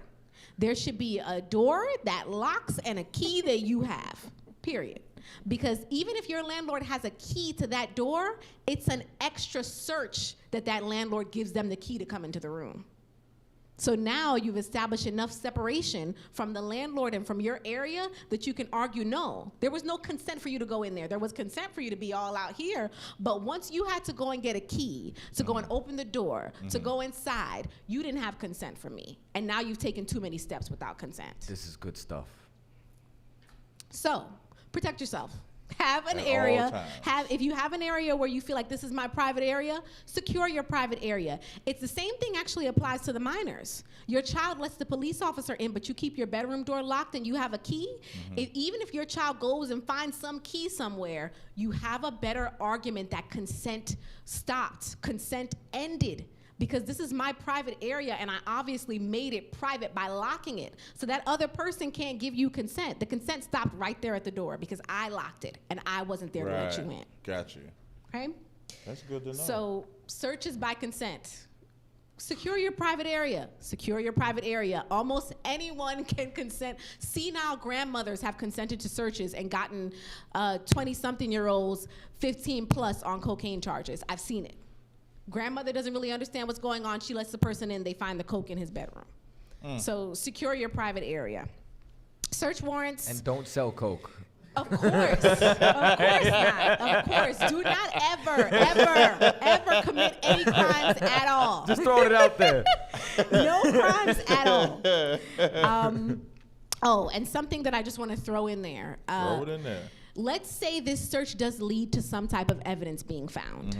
In order for you to challenge the admissibility of that evidence in court, you have to have something called standing. So you have to have some right to say, listen, I want this evidence suppressed. You don't have a standing to abandon property. So the best example is, man is running from the police. He reaches into his backpack and throws something in the bushes because if they catch up to him, he doesn't want them to get it. Whatever he just threw into the bushes is now abandoned property. So when they go into that bush and they pick it up, his lawyer cannot argue that that should be suppressed at trial. It's automatically admissible because you abandoned it. So you gave up your right to challenge that it should be admissible in court. Right. Another thing that my criminal procedure professor used to say all the time, she was really, really ridiculous, keep your coke in your bag. Keep it in your bag. Keep it in your bag and keep running, because at least you have the right to challenge the standing. The minute you take it out and throw it away, it's abandoned property, you have no right. Next thing is that guests have no standing, which is why the company you keep is tantamount. Because now you're at whosoever's house, the police come in and they find guns and whatever else they find, and they're charging you with possession of one of the guns because they're saying, what, it was within your control, it was within your dominion, and you can't even challenge anything that's being found and try to get it suppressed in court because you're not at home, you're in somebody else's house. Guests have no standing. Overnight guests, sometimes they've been found to have standing. It's a case-by-case thing. But in general, a guest has no standing. Well, I think that's good. A guest shouldn't have no damn standing. They're a guest for a reason. So You don't. go to a So hotel, don't. So you don't. ain't got no standing in that So hotel. don't throw your paraphernalia. Don't throw it. If it's in your bag, keep it in Don't your bag. have the Keep it in your bag and keep running, Don't because have guess the what? paraphernalia. Right. Don't have it at all. But I'm just. We know that. We know the PSA is don't do it. I used Don't to toss have it. it. But this is just tidbits of information for people who may know someone who may know someone. Right. Because I know what you we meant. know I was that just you're letting not you know doing it. that I had already We done know that. Anymore. At all. Because Commander General Yohana took me and cleaned me. So you don't have paraphernalia no more? No, not anymore. But I used to keep it in a sock and I used to throw it. Who's gonna pick up a sock? You feel me? Nobody. That was abandoned property, by the way. So she got legal on it. She got legal by on the way. That was abandoned property. So yeah, search warrants, we already know that. I don't even need to go into too much detail about that. A search warrant is drafted by the prosecutor in their office. It's then brought down to a judge. Judge reviews it. As long as the judge feels that it meets the burden of proof, it has enough evidence to believe that some type of crime occurred within this place or within this thing. I say within this thing because this is something people might not know. You do need a search warrant to search a cell phone, to unload the contents of a cell phone. You do need that, right? Really? So, yeah, because that's a lock on. That's like a lock of a door. You It's do. a lock on There the you door. go. Because to take that extra step, you need more evidence. So if they take your phone and there's a code on it, that's an extra step, and they need a warrant for that extra step. Right. Look at that. Okay, so search warrant, standing, we covered that. Anything about that before we go to plea bargaining? No, I'm good to go on that. Okay. Plea bargaining, I kind of touched on it earlier, but it's just important to know, number one, you should never, ever plead guilty to something that you did not do. Period, point blank. You should never be doing it. And there are so many occasions where defendants are in court pleading guilty and saying on the sidelines, well, I didn't really do it, but my attorney said I should just take this plea, or absolutely not. If you did not do it, you should not be pleading guilty. Period, point blank. The reason is that everything affects you. And whoever it is going to tell you that it doesn't affect you. Same thing when I was going on my rant about violations. Whoever it is will tell you that the violation does not matter. Of course it does. Right. Point me to a U.S. Marshal with a violation. There are none. So now you're already barred from certain careers because whosoever told you that it's a violation. And so, you know, it's not a big deal. No, it is a big deal. It's your life. And you should not be pleading guilty to anything that you did not do. Right. Period. I agree with that. Now, let's say you did do it, and so you want to plead guilty. Of course, now you want to have some type of bargaining going on between your defense attorney and the prosecutor. We already spoke about your defense attorney being, you know, likable, but it's also important to make sure that your defense attorney is being reasonable, and that starts with you. Have reasonable expectations, because it's just like negotiating in any type of business arena. If you come to someone with a ridiculous number, they're gonna walk away because you sound ridiculous.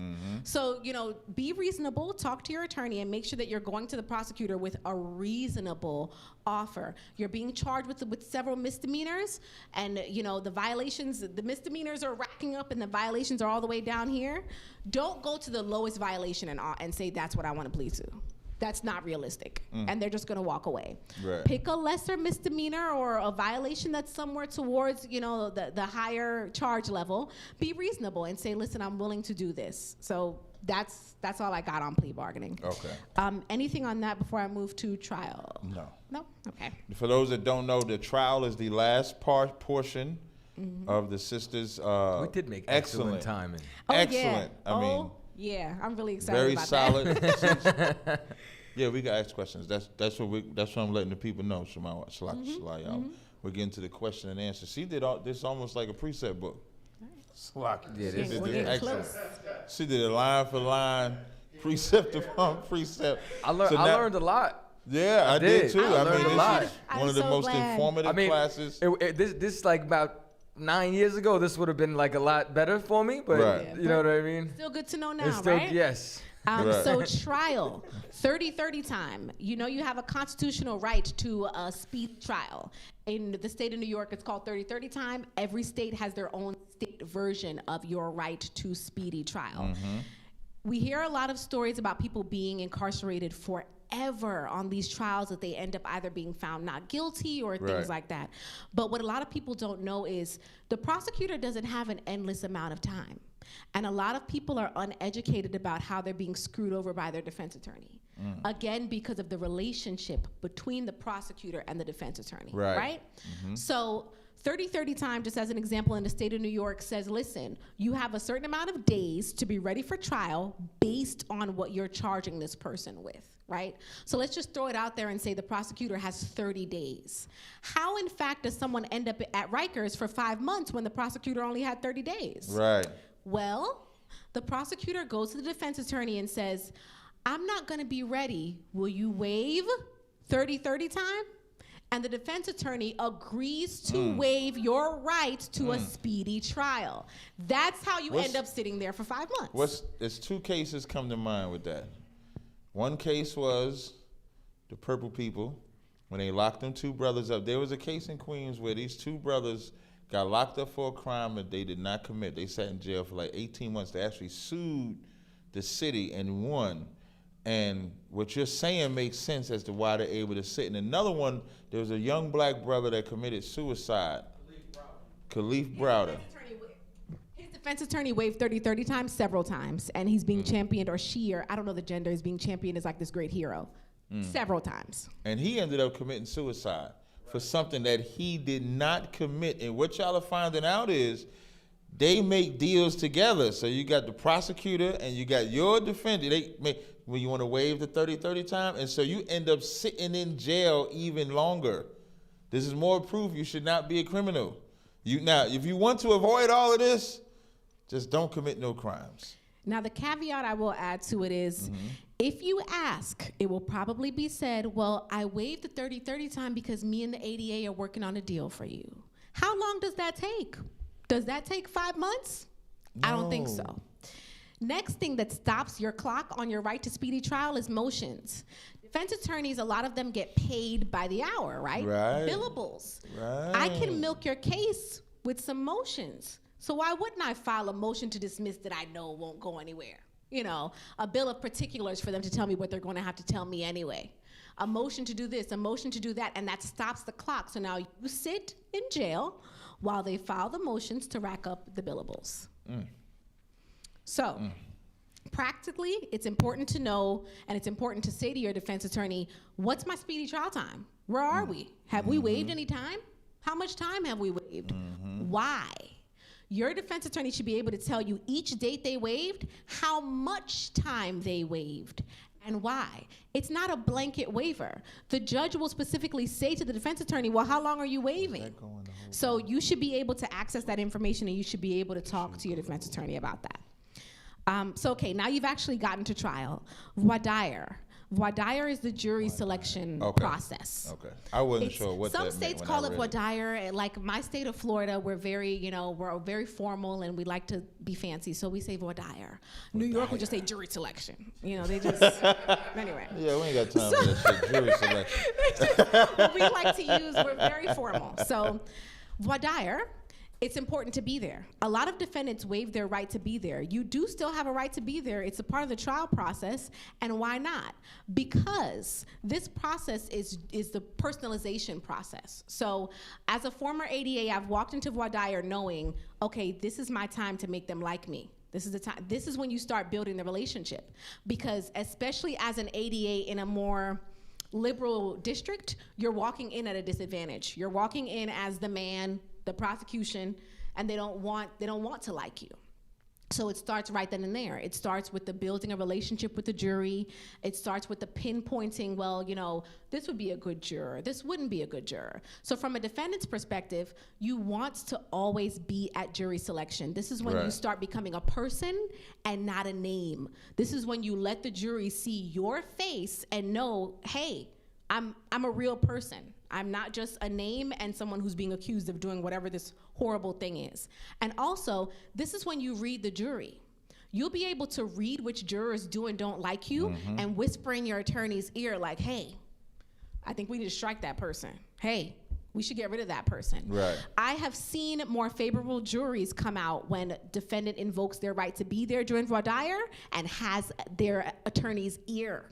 I've seen that happen. And I've seen it, again, throw a monkey wrench in the plans as an ADA because you're thinking, man, I want to get rid of this or that person. I'm out of strikes. Right. And this guy keeps whispering to his attorney, keeps, striking all of the people I like. Right. So you want to be there during jury selection. It is important. The personalization starts there. Questions? Oh, that's the end of it, right? That's it. Okay, so now... Wait, Not first really, drop some bombs for the sister. Oh, wait. For the banging ass show. I mean, she did an excellent show. Give her a hand clap, man. I mean, I think the information that she presented on this show, I mean, I think it's invaluable what she presented on here. So now, of course, we do have the question section. So again, the phone lines are wide open. We'll have some questions. We're going to take a quick break. Oh, we're going to take a break first. I'm sorry. You don't mind, sis, right? For the break. We all that stuff. We gonna take a quick break. You know what I'm saying? We gonna play some music, and then we'll be right back with more Cross the Line Radio. Stay tuned. No sweat. No sweat. No sweat. That's light work. No sweat. I got a bunch of soldiers I can go get. They think they doing something, they ain't no threat. And I ain't fell victim to you hoes yet. No sweat. No sweat. They try still be running through they whole set. They think they doing something, they ain't no threat. And I ain't fell victim to you hoes yet. I ain't top 40 or nothing. nothing, but I can do that. To make a single is no biggie, not even 2-pack. My tracks beat so hard, leave a nigga blue black. And when it flood, had them young bloods like how you do that. I'm old school, straight out the city like I'm a new jack. And I was raised in these streets, now where was you at? See, I'm the type of boss that walk in like where the loot at. And you the type of sucker that real niggas will shoot at. Enough about me and you, cause we know what the difference is. Y'all talk too much, like compound sentences. I'm about to murk this beat, hope I don't leave no witnesses. When we slide through, it's real niggas on the premises. You think you done seen it all, but this is just the genesis. Say you wanna run it, you better lace up your tendencies. Ain't about how you begin it, nigga, it's how you finish it. We put in that work, and now it's time to reap the benefits. That's like work, no sweat. I got a bunch of soldiers I can go get. They think they doing something, they ain't no threat. And I ain't fell victim to you hoes yet. No sweat, no sweat. They try still be running through they whole set. They think they doing something, they ain't no threat.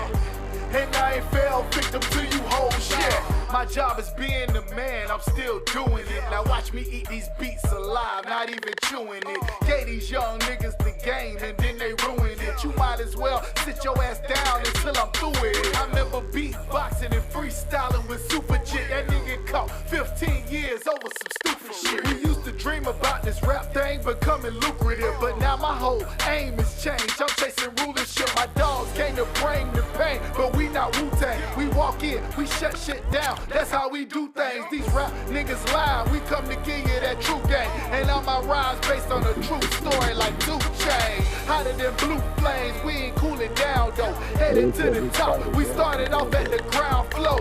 Y'all niggas brown nose like y'all on the down low. Game over. What you clowns still hanging around for? That's like work. No sweat. I got a bunch of soldiers I can go get. They think they doing something, they ain't no threat. And I ain't fell victim to you hoes yet. No sweat, no sweat. They try still be running through they whole set. They think they doing something, they ain't no threat. And I ain't fell victim to you hoes yet. No sweat, no sweat.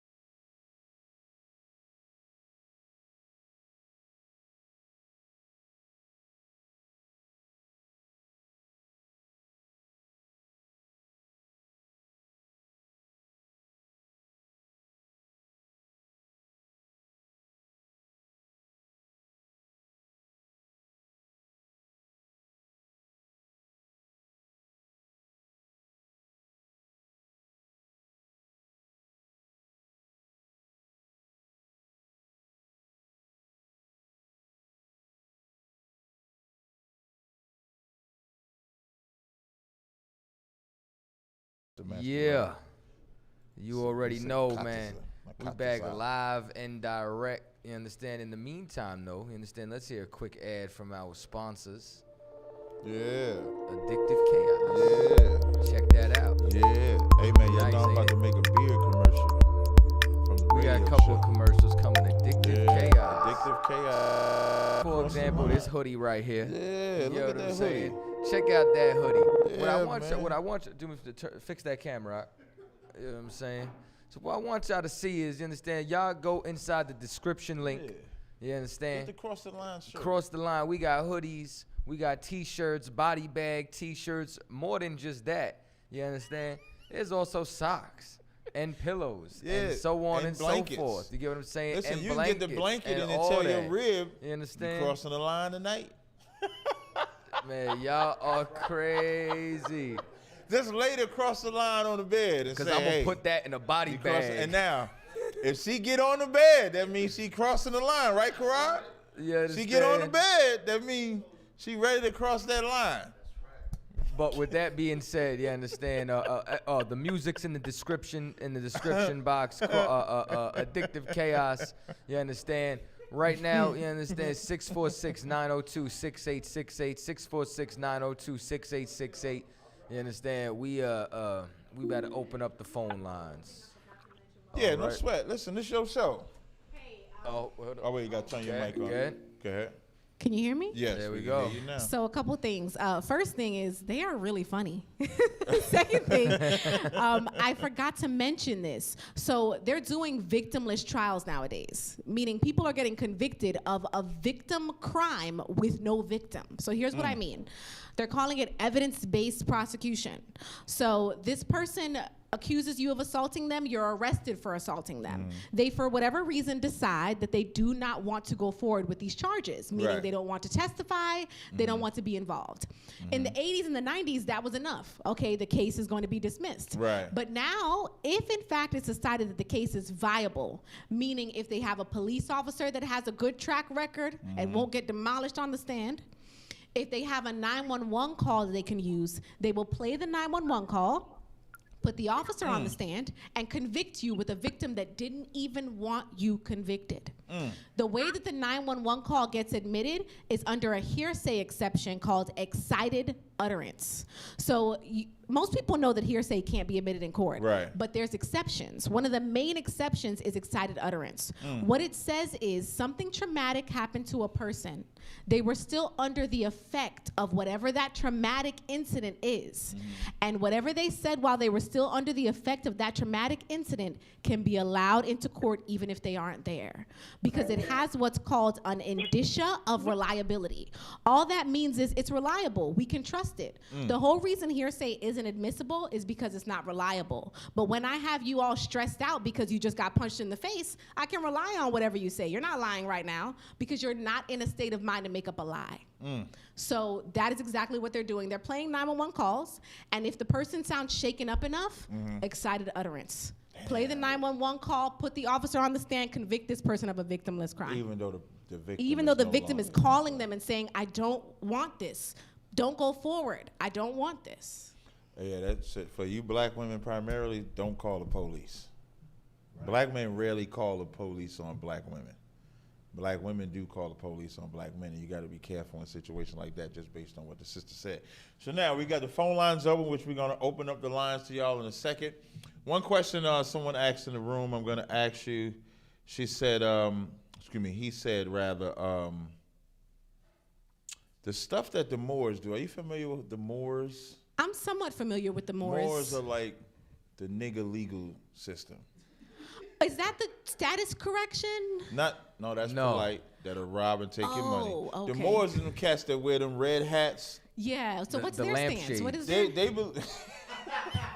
they believe that. See, she's not familiar, so she may not be able to answer. So, like Moors believe that there are certain. Yeah, Moors believe that there are certain laws that allow you. Like, for example, I know this brother who got pulled over. And he said he didn't have to show him no license because he's a sovereign citizen. And then got slammed. What does that mean? I'm asking. That's why I'm asking you. Like, Okay, let me tell you, that means. I have never heard of any type of sovereign citizen, and I'll go ahead and say this too, the status correction thing, all of it, I've never heard of.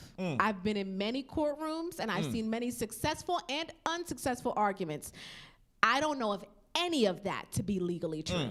So every time I hear it, I'm thinking, well, and I've asked people, I've said, point me to the law that you're citing when you're telling me that you don't have to do this because you're sovereign or that you've changed your status, and no one can point me to the law, the actual law that they're citing. It's not a thing. They believe that they could drive without a license, and because that's just like America is the policy holders, and the police, they enforce the policy.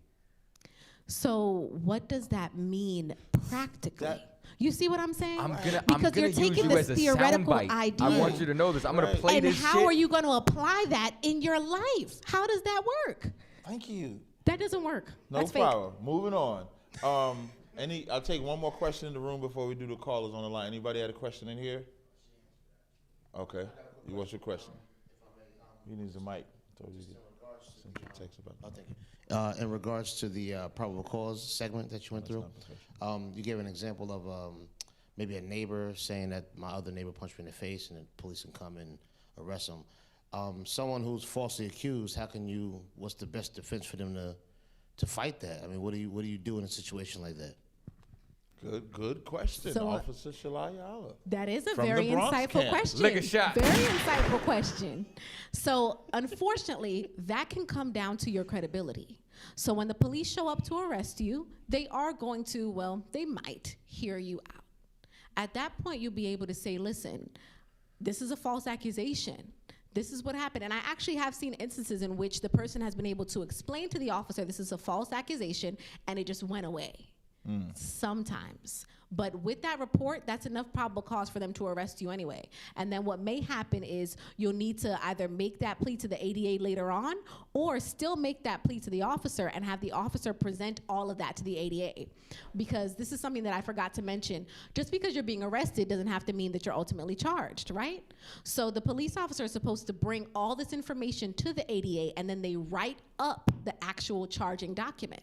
So maybe even if the officer doesn't decide to just kind of forget the whole thing and he still arrests you, he maybe can still take whatever information you gave him or her to the ADA. And the ADA can consider that when they're writing up this document and maybe say, you know what? I don't think this is legit. I think I'm going to actually decline to prosecute this. So, Just to piggyback off of that real quick. Now, just hypothetically, if, say the DA decides to take the case on us, or whatever the case may be, you went into, you also spoke about never admit to guilt if you're not guilty. So there's plenty of brothers and sisters that face the, they might be in a situation to where if they don't say they're guilty, then they'll get the maximum time. If they say they're guilty, then they'll get a minimum time, but they know they're not guilty and the odds are stacked against them. In that case, should they continue to, should they say, you know what, I have to take this charge in order to get lesser time, or should they continue to fight and possibly get the maximum sentence? So this is going to be a hard truth. Realistically, if you maintain your innocence, yes, you probably will be doing more time. But in the world of criminal law, the record is everything.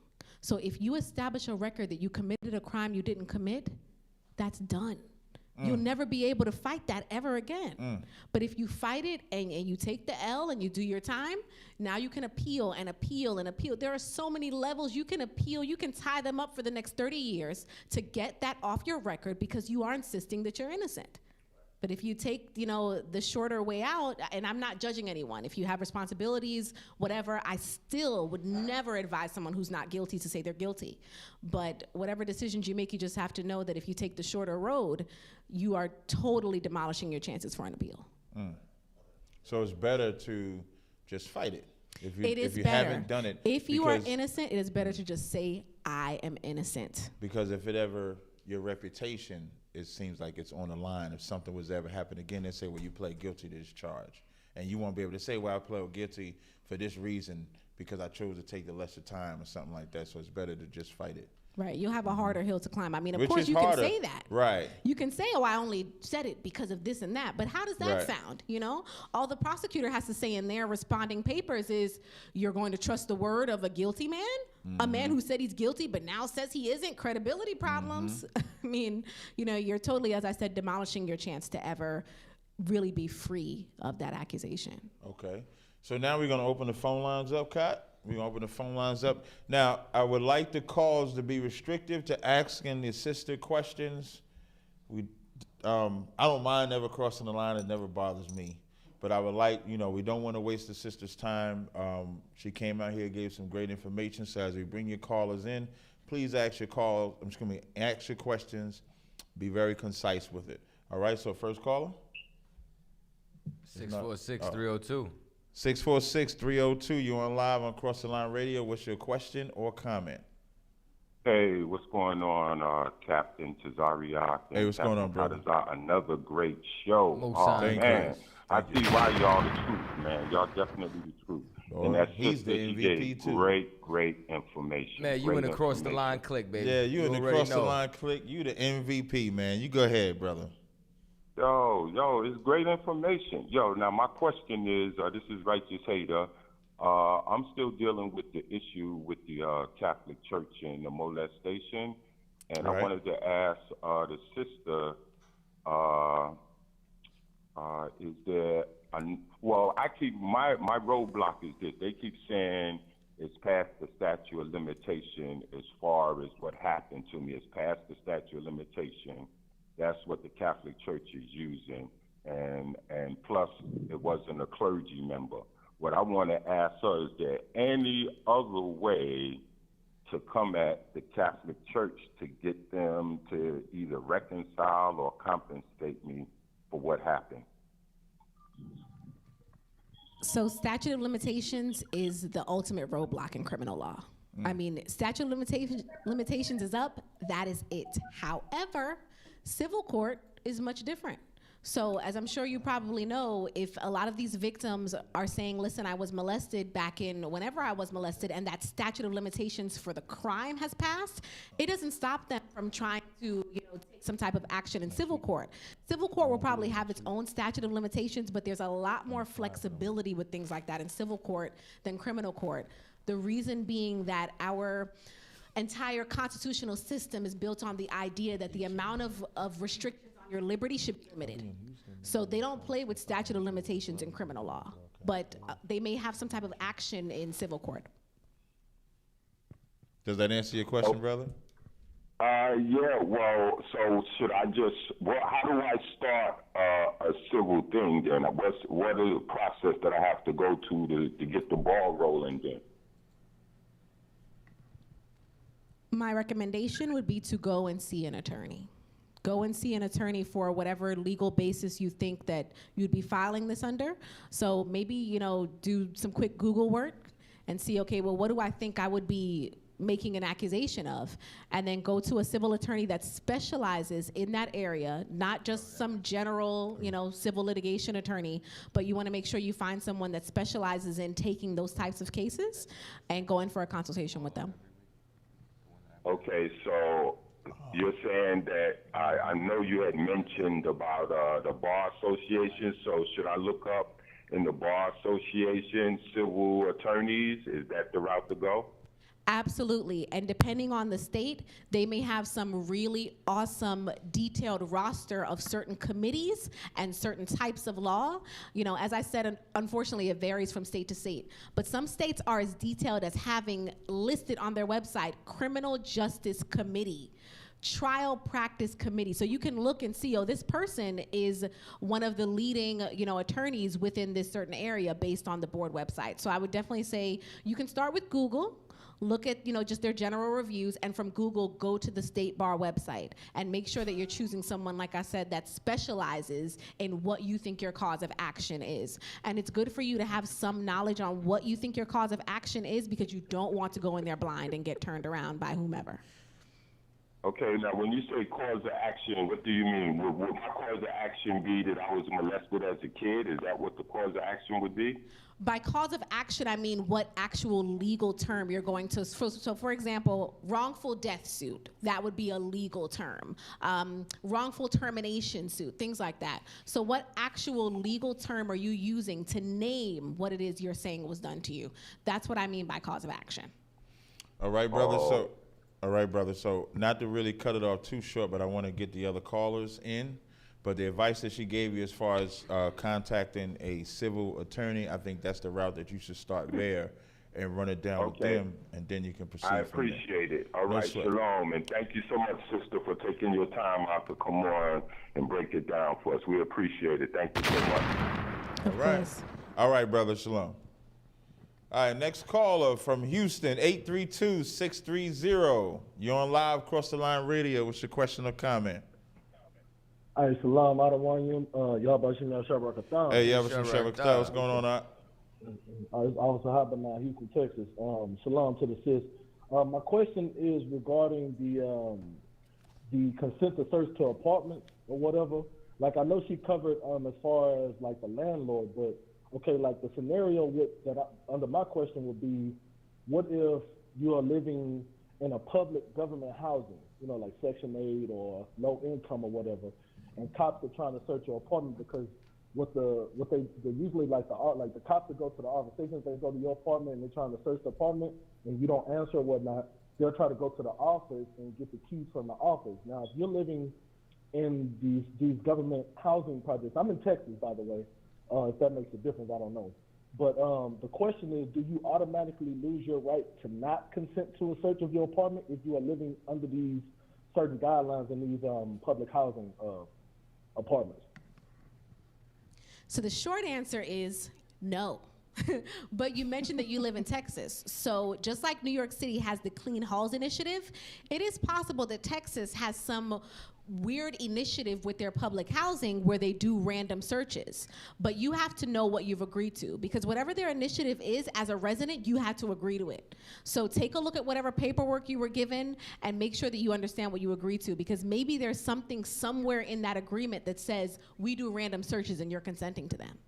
But anything short of that, there should be no reason why anyone is searching your place without your consent. Okay, gotcha, excellent. And I know the calls are short or whatever, but say for instance, there's nothing in the contractual agreement once you sign the lease or whatnot. Could that translate into like a suit as well against those offices or that apartment complex or whatever? Could it translate into a, what did you say? Like a lawsuit. Into a lawsuit, possibly, but as I always advise with civil matters, I would say that's something that you would want to go and see a housing attorney about and see, but you're going to be severely restricted because, again, it's public housing. Right, I understand. That's it. Big ups to, Cross the Line Radio, man. You know, no sweat. Since Israelite Vibes, man. Captain Johnny holding it down, man. Man, we got a bunch of MVPs tonight. He remember Israelite Vibes. Oh yeah, kind of one time. So, yeah, that's what's up, man.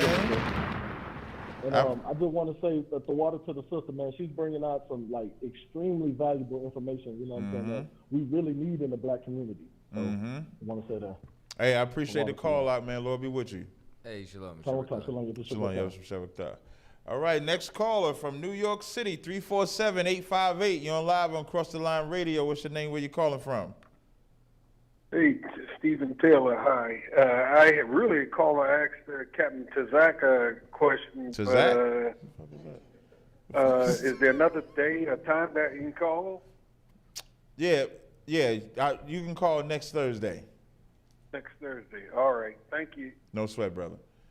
Caller from Orlando, Florida, 407-879. What's your name? Where you calling from? What's going on? Shalom to you, brothers, man. Hey, this is shalom Brother to you. Joe Ready. Calling from Orlando. Sapase to you, brothers, man. Okay, Sapase to you, too. Oh, yeah, Mamule, my bad. That's what it is. You speak that, right? Because I noticed you said you translated. What you say, brother? No, Jamaican patois. Oh, okay. Yeah, we said blanc job. Yeah, I'm Haitian descended. Oh, okay, no sweat, brother. You ain't know I knew Creole, huh? Hey, man, it's all good, brother. You know what I'm saying? I follow you brothers, man. ISPK, man. The white Okay. man's the devil, man. I Damn follow right. you brothers, Captain Desire. All right, you got a question or comment? Yes. I got a question, comment for the sister. Hey, sis. I want to know. Okay, I got two questions.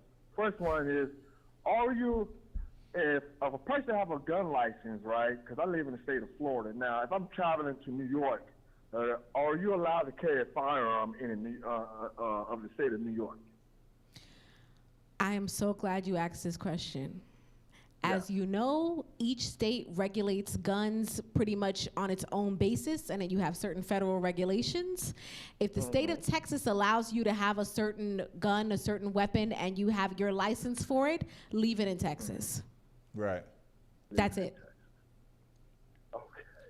Yeah, New York has some of the strictest gun codes in the country. I mean, you could have a airsoft weapon and get charged for an actual firearm. That's why Burris got locked up. I mean, outside of his dumbass shooting himself, but I think the gun was licensed in another state. It wasn't licensed in New York. So even if he didn't shoot himself and they would have just caught him with the gun, he would have been jammed up for that very reason. And if that joint is loaded, you getting a year for every bullet. Right. Okay, Right. cool, understandable. And the second question is this: now I ain't gonna be too long. I got in a car accident back in 2016 in Florida.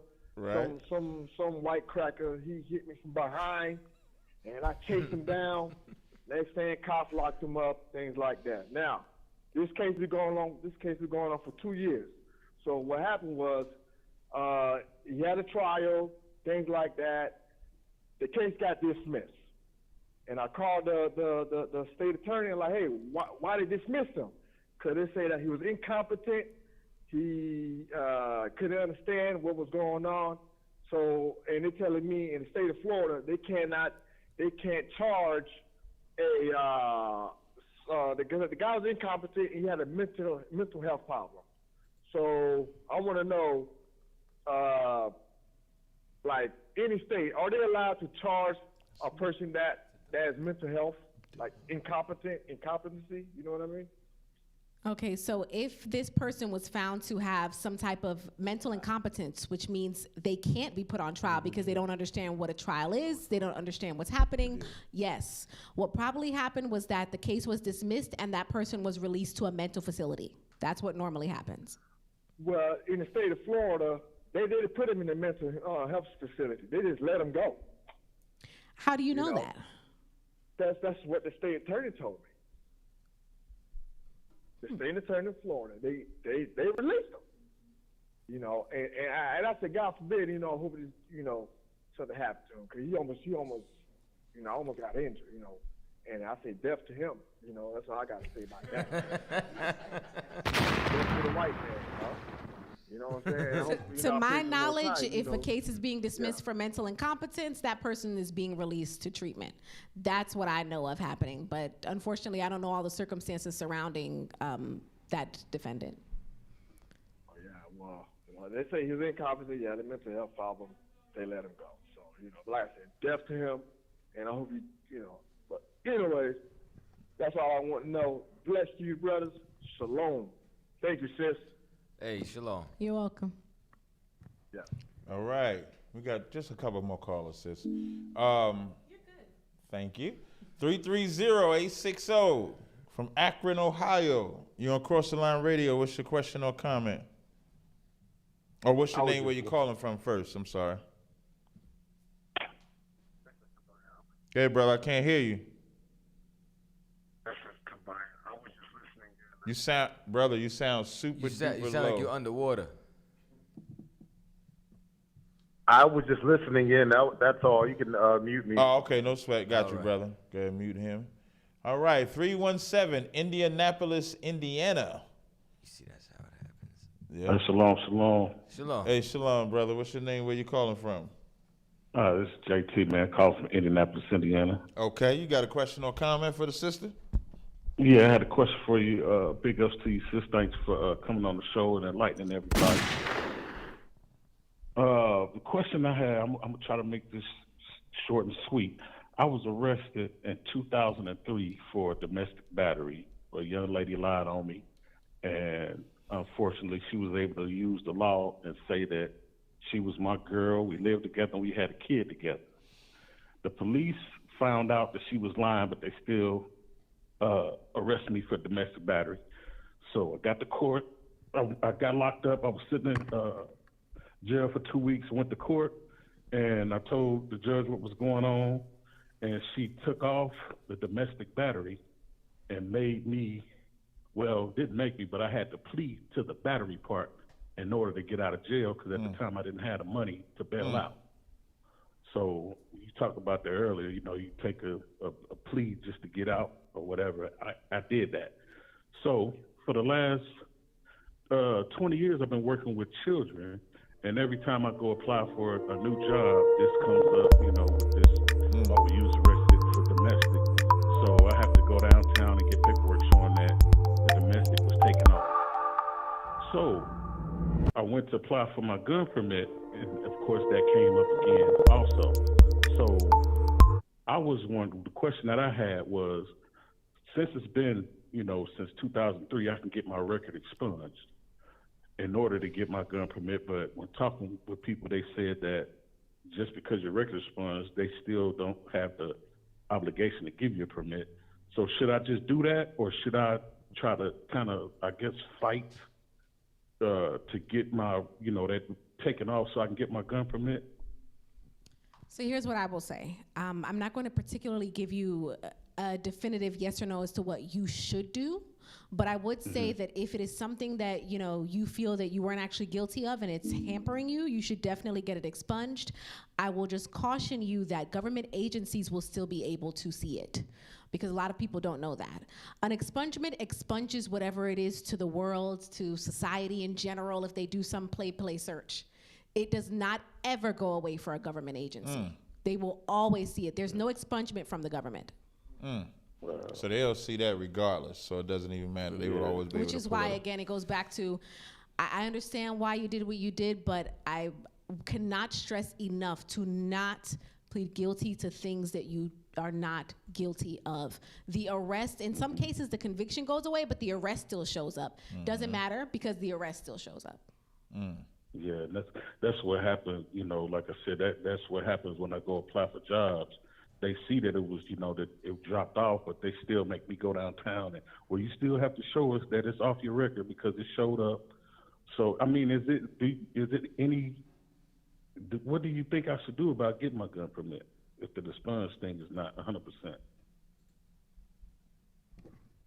As I said, you can go about getting it expunged, but just know that from the government's perspective, it never really goes away. You know, that's not something that I could give you any definitive answer on. I think you should really, you know, make that decision based on the regulations in your state, you know, and maybe if you want to talk to an attorney specifically about that, you know, but you have the rights to have your firearm, and if you feel there's something that you need and that you should have, I would definitely say pursue that. Right. Okay. All right. Well, I appreciate it, sis. I appreciate y'all, man. Big ups to Cross the Line Radio. Hey, no sweat, brother. Shout out to General Johanna, everybody. Yeah, you in the clique, baby. You in the Cross the Line clique. You in the clique, man. All right, brother. Shalom, brother. All right, no sweat. Shalom. All right. Yeah. Boston, 857-333. You're on live on Cross the Line Radio. What's your name? Where you calling from? It's me, Elijah. What's going on? It's me. You shouldn't even I just said, I'm making fun of him and said it's me. Yeah, I don't really remember you, but you got a question for the sister? No, I actually had a question for you guys. Okay, yeah, this you got ain't to that call show. up next yeah, week. You better pay attention, you can call Elijah. Thursday. You wasted. I'm glad you stayed on the phone that long.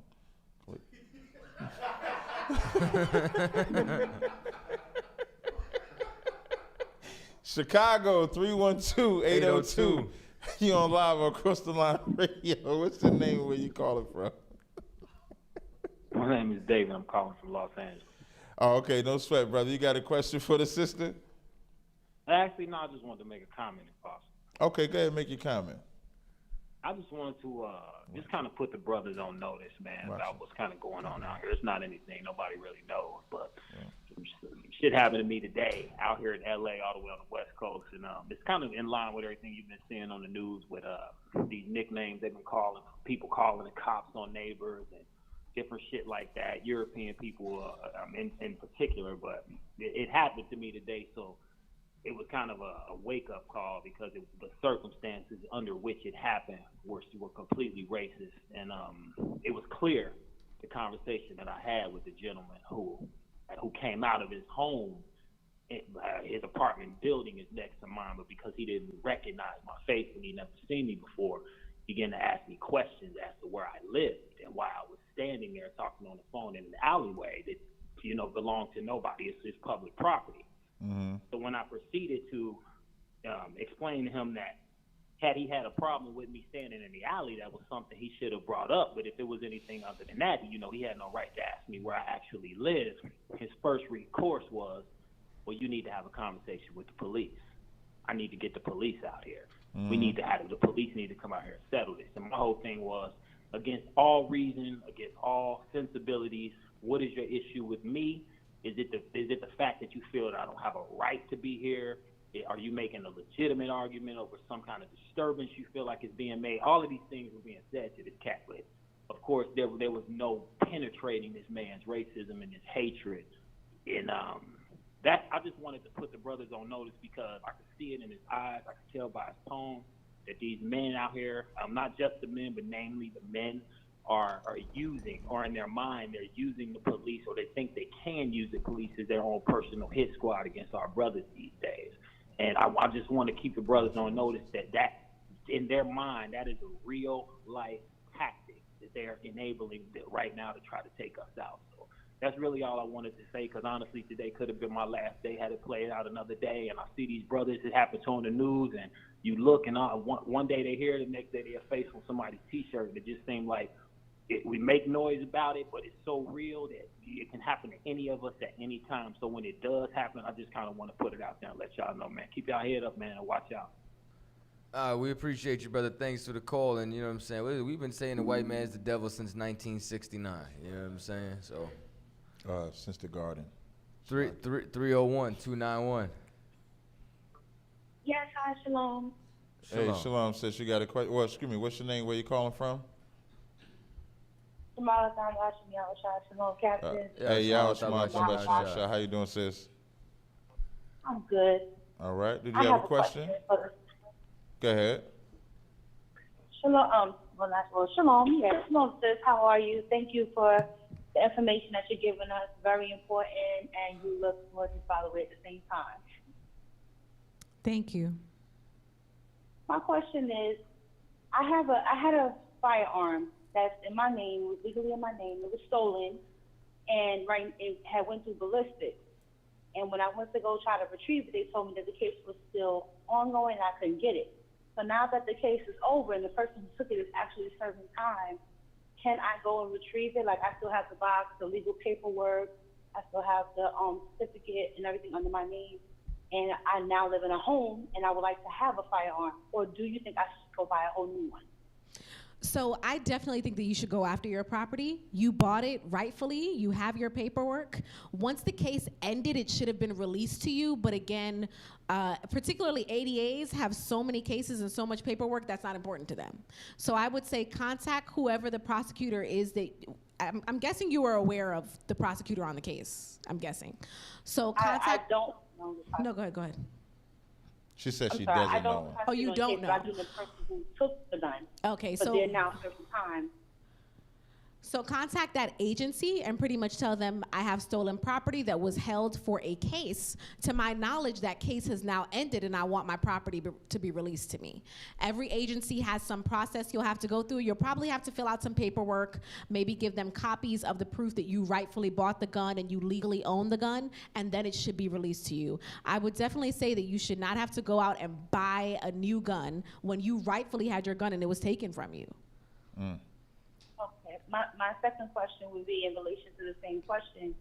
If the gun was purchased in a different state, in Hampton, Virginia, when I was there, now I live in state of Maryland, and I live in a city where they don't really they don't allow guns. But I know a girlfriend of mine who lives like 6 houses down from townhomes down from me, and she actually has her gun, and she's from Baltimore, but she was in the military. So she was like, sis, you don't got no gun. I was like, I had one, but, it was in a different state.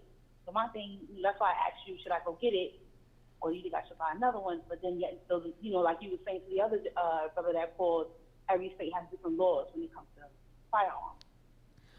So if you are not permitted to have a firearm in your city, in your district, in your state, you should not have a firearm. Now, it's still your property. You can still get it released to you, but you would have to get it released to you and keep it where it can be legally. You would not want to bring it to somewhere where it's going to be illegal. Okay, so you're opposed to these? Really? She missed her gun, y'all.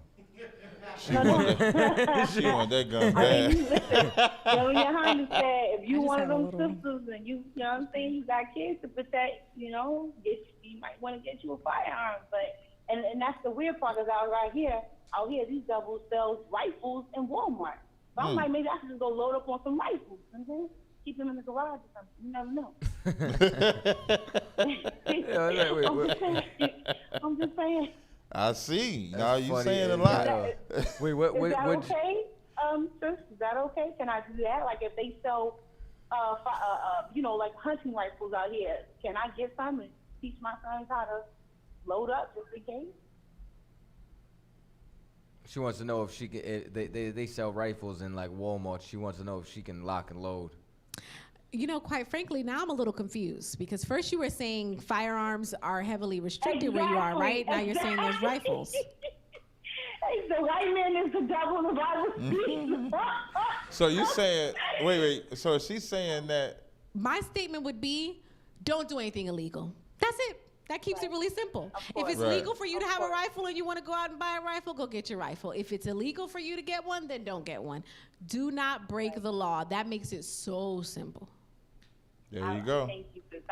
I'm really confused about that, how they say no guns, but then you got your Walmart that sells guns. I'm like, Wait. Yeah, just keep it simple, sis. Don't do anything you shouldn't be doing. Done. Got you. Thank you so much. All right. Thank you, sis. She remind me. Shalom, brothers. No. She Y'all reminded. need to Salaki. Well, she reminded me of what yeah, it is. She reminded me of what Jada said. He was like, they try and get me locked in the slammer. I ain't worried about the 3 years. I'm worried about my hammer. There's a question somebody texted me. They said, is there a statute of limitations on someone? Now, this question was texted to me, everybody. Statute of limitations on someone the feds is looking for in questioning for gun running and don't catch them. I don't know what that means. So looking for, suspected, in questioning, you've got yourself an issue because remember, no rights have attached if you're not accused. Right. So, I mean, statute of limitations in what way? What clock is running? What's really going on? You know what I mean? Because you haven't been accused of anything. Right. Depending on what agency is charging you, they may have their own regulations as to what time could pass before they can charge you with what.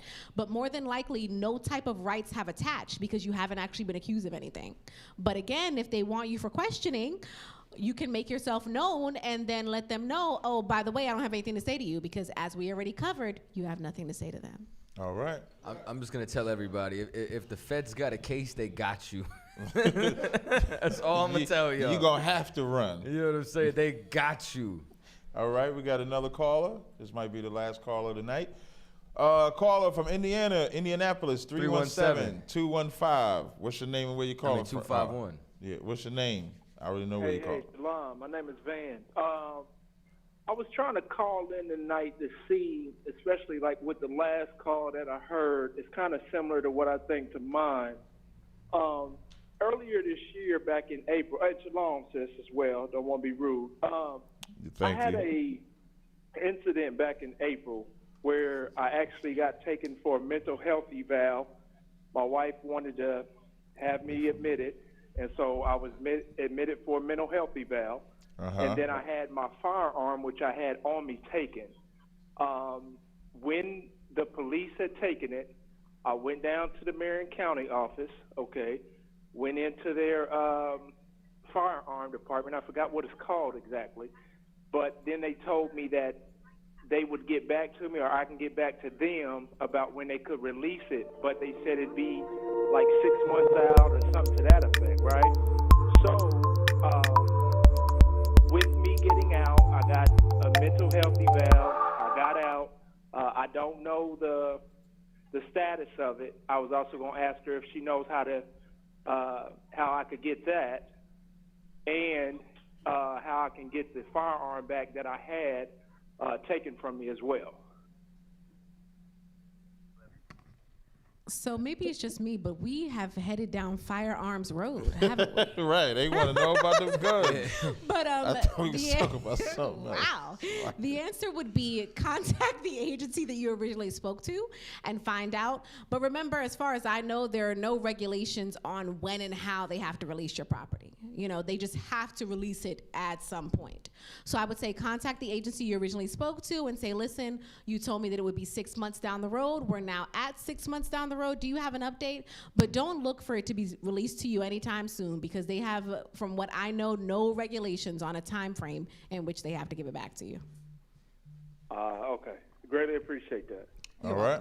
And shalom to everybody. Hey, Appreciate shalom to you too. He said, get the strap. Any other calls that's not gun related? All right. I think that's the last call. Well, sis, it was a great pleasure and honor for you to come out here and give this information. I hope everybody appreciates the information that the sister gave. We hope to have more sisters and brothers like yourself that can come on the show. Maybe you spread our word around, and you survive. You know, it's pretty good. How did your experience on the show was okay? It was an awesome experience. Also very edifying for me as well. I'm grateful to finally have found a platform that was willing to let me just share this information with no strings attached, you know? And I want to say publicly that I am here as a resource. Anyone that is actually out in the community trying to do some good, I am here as a resource. I am willing to help in any way that I can, you know, and that also includes Cross the Line Radio. If anything comes up and you would like my insight, or something comes up and you'd like me to come back, I just want to be able to help our people with the information that I have. Well, you're more than welcome to definitely come back. I'm pretty sure we'll have further use of the information that you have that, you know, could be beneficial, whether it's for us or our people. And I think this is what we're supposed to do. So again, I appreciate you coming out. For all our Cross the Line listeners, I appreciate y'all riding with us on this special Saturday edition. I look forward to seeing y'all on our normal Thursdays, every Thursday, 10 p.m. to midnight. We're on live on YouTube. Make sure you follow us, Cross the Line Radio. Make sure you go to the website, Addictive Chaos. Our ISUPK